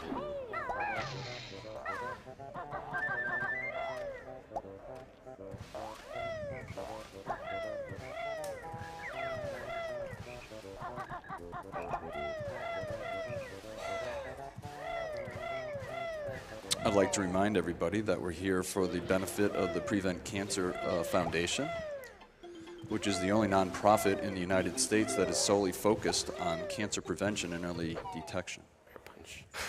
Nice bear punch. It is being brought to you by Games Done Quick.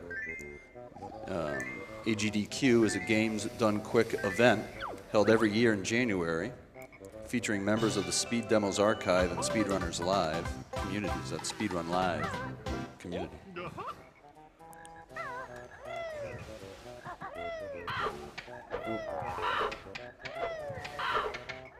Those angled surfaces, actually you can't use Talontrod on. After about a second, he would just fall off of those. So he has to time those pretty well in order to not to fall. Fortunately, that worked out. For some reason, this area to the right of Erie causes an obscene amount of lag, so we point the camera in the other direction.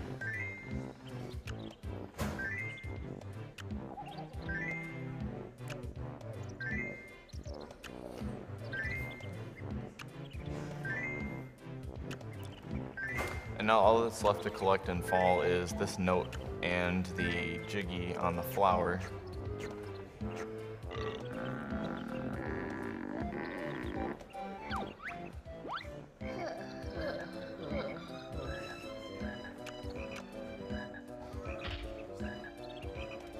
Thank you for your $20 donation, Amarok. My first of many donations for this marathon. My uncle is currently suffering from stomach cancer, and I don't know how much longer he'll be around. It hurts me to see him in such pain, and I know that together we can improve. Oops. Sorry, it was a very small fall. He only took 1 health, I believe, for that. All right, so now he's going to attempt to clip out of the level here. First Nice. try, wow, really fast.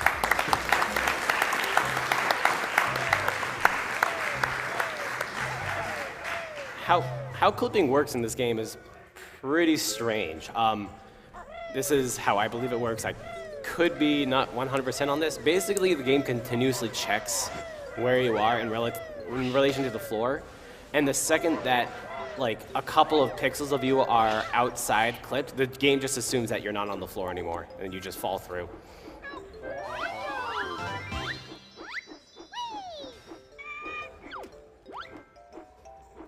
So now after all of those worms that we fed Irie, he finally gives us a Jiggy.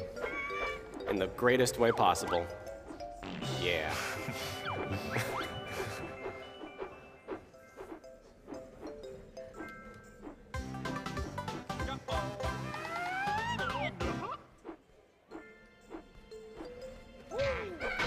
Nice.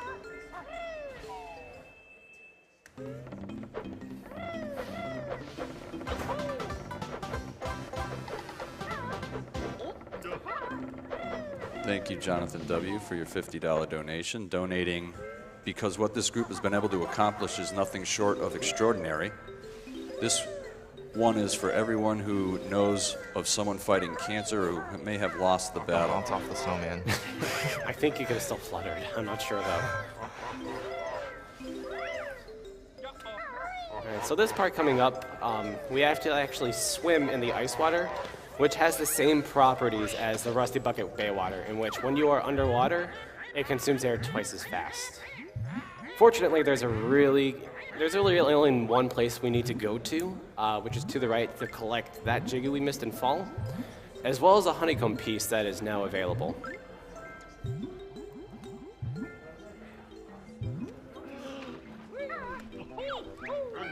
Oops. That being said, we're not gonna exit the same way we came from. We're gonna do what's called an ice clip, or Tomo clip, if you We want have to nicknamed it have a Tomo name clip. for it, I suppose. Basically, what we're going to do is literally clip through the floor of the ice. It's actually really easy, but it's still really scary because you can still lose runs to it. Yeah, as well, in the icy water there, you lose health, or air, sorry, just like in Rusty Bucket Bay, where you lose it twice as fast. So if you don't get that clip within 15 seconds or so, then you die. And You're it's dead. right at the end of Click Clock Wood, so that's like You gotta pretty much collect all run those the- notes again. Yeah.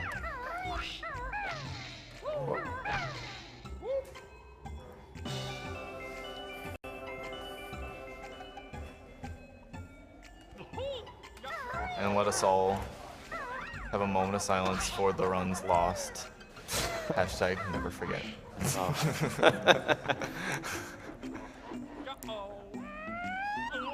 Almost sniped the Jiggy. Nice. That was a good recovery.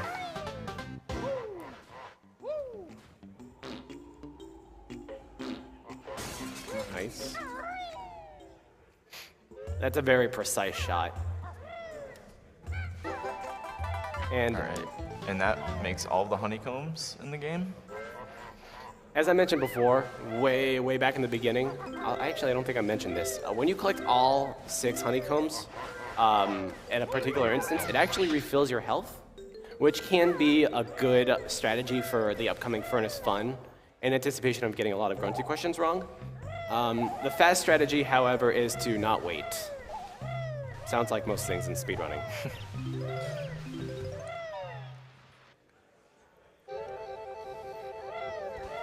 Now all that he's got left in Spring to do here is to grab the bee transformation and use it to get into the beehive for the Jinjo, and as well as the Jiggy on like the the Jiggy we get in winter.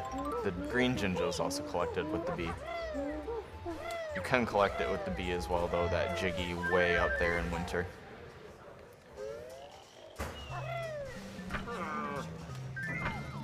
No washing machine this year. Darn. Well, here we go. Washing Machine 2013 and T-Rex 2015. Yeah, I'm okay with that. Don't forget those 3 notes behind you. What? I think you're at 97. Oh wait, no, I'm sorry. No, you're not.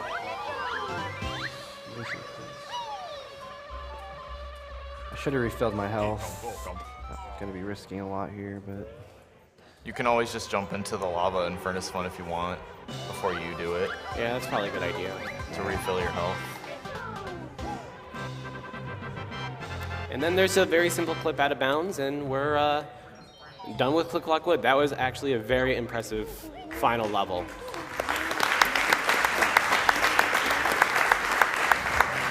Most runners would kill for something like that. And that's how you know we've gotten all the notes. It says 900 right when we enter this note door. So, since last year even, there's been some very interesting developments with Furnace Fun. Before I even delve into that, Stilf will probably actually jump into the lava on purpose, just to refill his health. One advancement in Furnace Fun was, I forget who made this. You don't remember who made it, do you? Furnace Fun calculator. Yeah. Don't remember what the name Oh, was. shoot, the name eludes me right now. I'll remember it. Someone made what we call a Furnace Fun calculator. How it works is, since the grunty questions in this are considered random, RNG, you either have the option of just guessing every time, which is what we're going to be doing this time around, or putting them into the calculator and it telling you based out of 256 set solutions, it tells you not only the most likely answer, but after enough wrong or correct choices, it'll also tell you the absolute correct answers. I feel bad now because he like went through the code and actually found out every single Yeah. pattern. I forget wish the I name. could remember his name. I feel really bad. All right, here we go. First grounded question. All right, so this is random. So So he's just gonna guess the first he's one. gonna get it correct. Nice. We have to get 3 of them correct. Another aspect of, while we advance through this, of the Furnace Fun Calculator is it's actually become advantageous to talk to Brentilda, who normally would only give you 3 answers for all the 30 Gruntilda questions. But it turns out those 3 answers can reduce the solution set anywhere from as many as 30 to as low as like 9 or 8. So it actually becomes advantageous to talk to Brentilda. No. Oh my god. And this is why we use the calculator. We're just gonna deal with it. Nothing we can do. Nothing he could have done about that. He just had to guess. What did he guess for that? Belly margin. Belly barging, I Okay, believe, so yeah. we'll know that for, it's not that And it was for, smelly socks for the first Okay. one. We're gonna need like a team for this. We're relying on you guys behind us.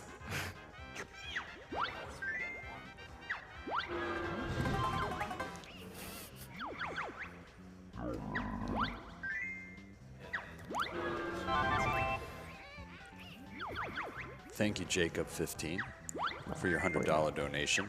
24 years old, currently going to grad school and fighting esophageal cancer. Grew up watching my older brother beat Banjo. Keep up the good work, everyone. Check out Flip Force to learn more about my More- fight to donate more to random cancer guessing. treatment research. Engine Thanks, oil. Jacob.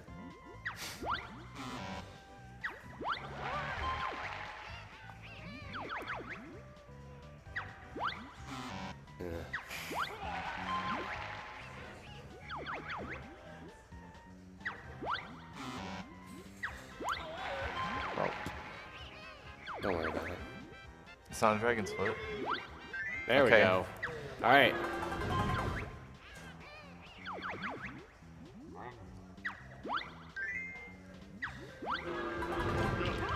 I did mention that there is another advancement in Furnace Fun. I'm actually waiting for a good opportunity to mention that, which I will mention later. He grabs the jokers there because those clock squares have a little mini game on them and they're all really slow. So it's faster to use the joker to just skip them.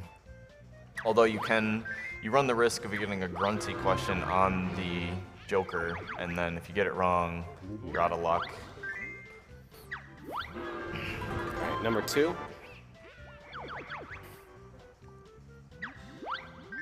All right. All right, nice. We actually have one more, and this is a different route compared to last year. Instead of going right, we're going left for a very good reason.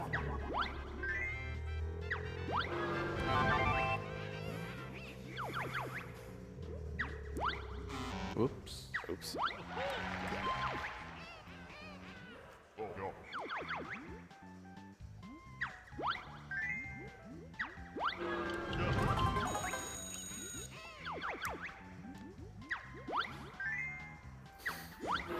Thank you, Stephen Flanagan, for your $500 donation. Both my mother and father lost one parent to cancer and the other to a broken heart. Donating as much as I can so nobody else has to feel that pain. Nice. All right. And the other advancement, here we have. No redo. I don't know. We're gonna get this wrong. And if we're lucky, we can skip the rest.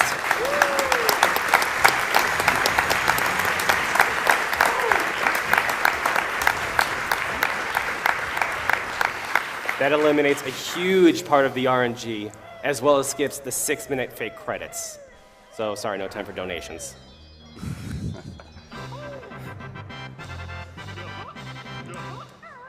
I was scared there.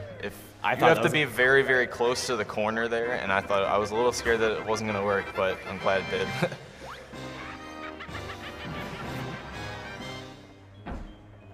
And now we're just going to finish the final puzzle, grab some eggs, and defeat Grunny. We actually do have time for a donation or two. Okay, thanks, Jubs. 10 for your $100 donation. As many others, Banjo Kazooie is one of my favorite games growing up. Brings back a lot of good memories. Thanks, Stiv, for an awesome run. I also lost my mother to cancer, so I have no problem donating for such a good cause. Looking forward for more speedruns in the upcoming week. Keep up the great work. Red feathers? Or you're all set? I'm good. Okay.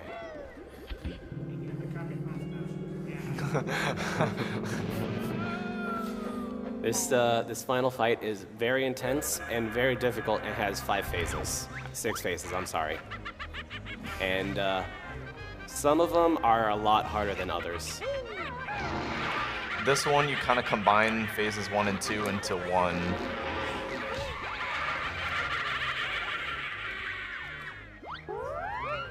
And those green fireballs, we can actually just not get hurt by those using the Stomp Recoil invincibility. So now Grunty's just gonna fly around the 4 sides, and we're gonna snipe her with some more eggs. Oop.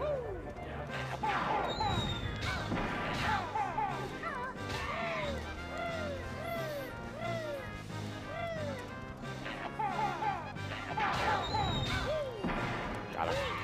Yep. One more fireball, and then we enter flight. Very dangerous with only 8 feathers. We need 4 minimum for this. Okay. 2. Nice. One more. Very Alright. nice. The hard fart. On purpose. We're almost done. Crash land for comedic effect. We might be able to snipe or poop some eggs into the oncoming statue that comes up for a quick statue revival. Got Yes, it. Got it.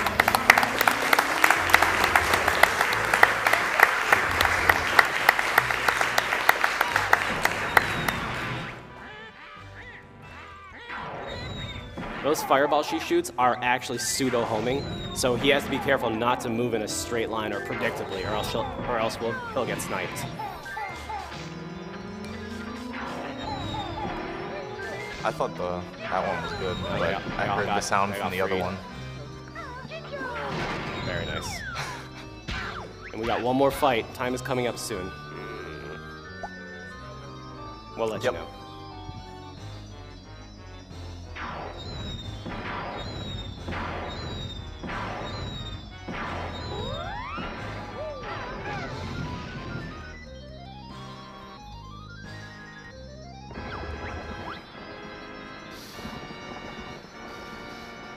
Congrats, Div.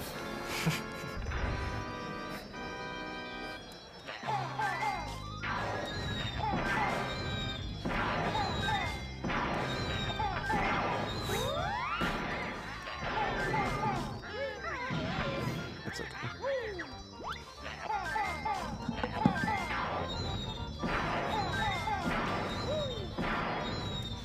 Time. Time.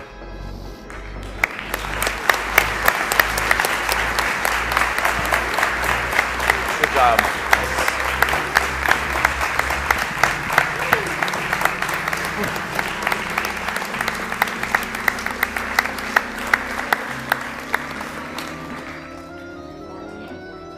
That is an amazing time. That's really That good. is an amazing time. Good job. Thank you. For reference, the record is 2:10:13. And with that death in Furnace Fun, that means he was pretty much on like a 2:12 pace before that. Probably, yeah. So that's really, really good for a marathon.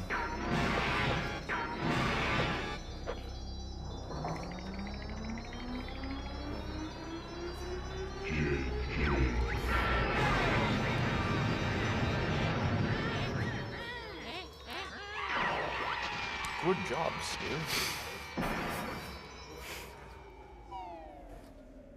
With that, Grunty right. plunges to her inevitable Banjo Tooie release.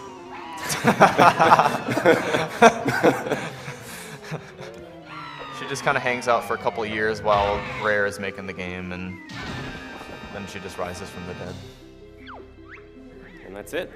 That's Banjo Kazooie. That's it. All right. Next up, we got DKR. Which is Yeah, we gonna got be a DK, really awesome Tofu, run. Oxwas, and someone else. So It's gonna look be a forward really to that. cool run.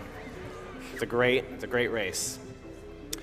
Which is a good time to mention that in 2 races, Mario Kart Wii has a donation incentive to name the player, either Rosalina or Funky Kong. And thank you, Ahmad Almarzaki, for your $20 donation. I lost my father-in-law 3 weeks ago. Thank you guys for doing this, and I hope this donation can make a small change to prevent cancer in the future.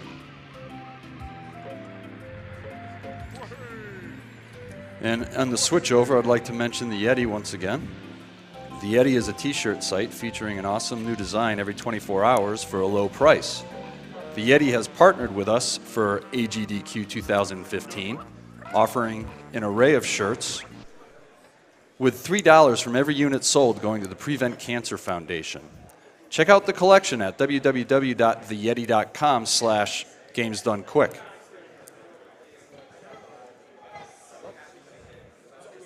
And also like to mention Tiny Build Games, which is an indie developer morphed into an indie publisher. They partner up with indies across the world to help better their games as well as develop their own games. Check them out at www.tinybuild.com and check out their game Speedrunners, which is available in the AGDQ 2015 Humble Bundle. That's a Humble Bundle. Okay, so next up is Diddy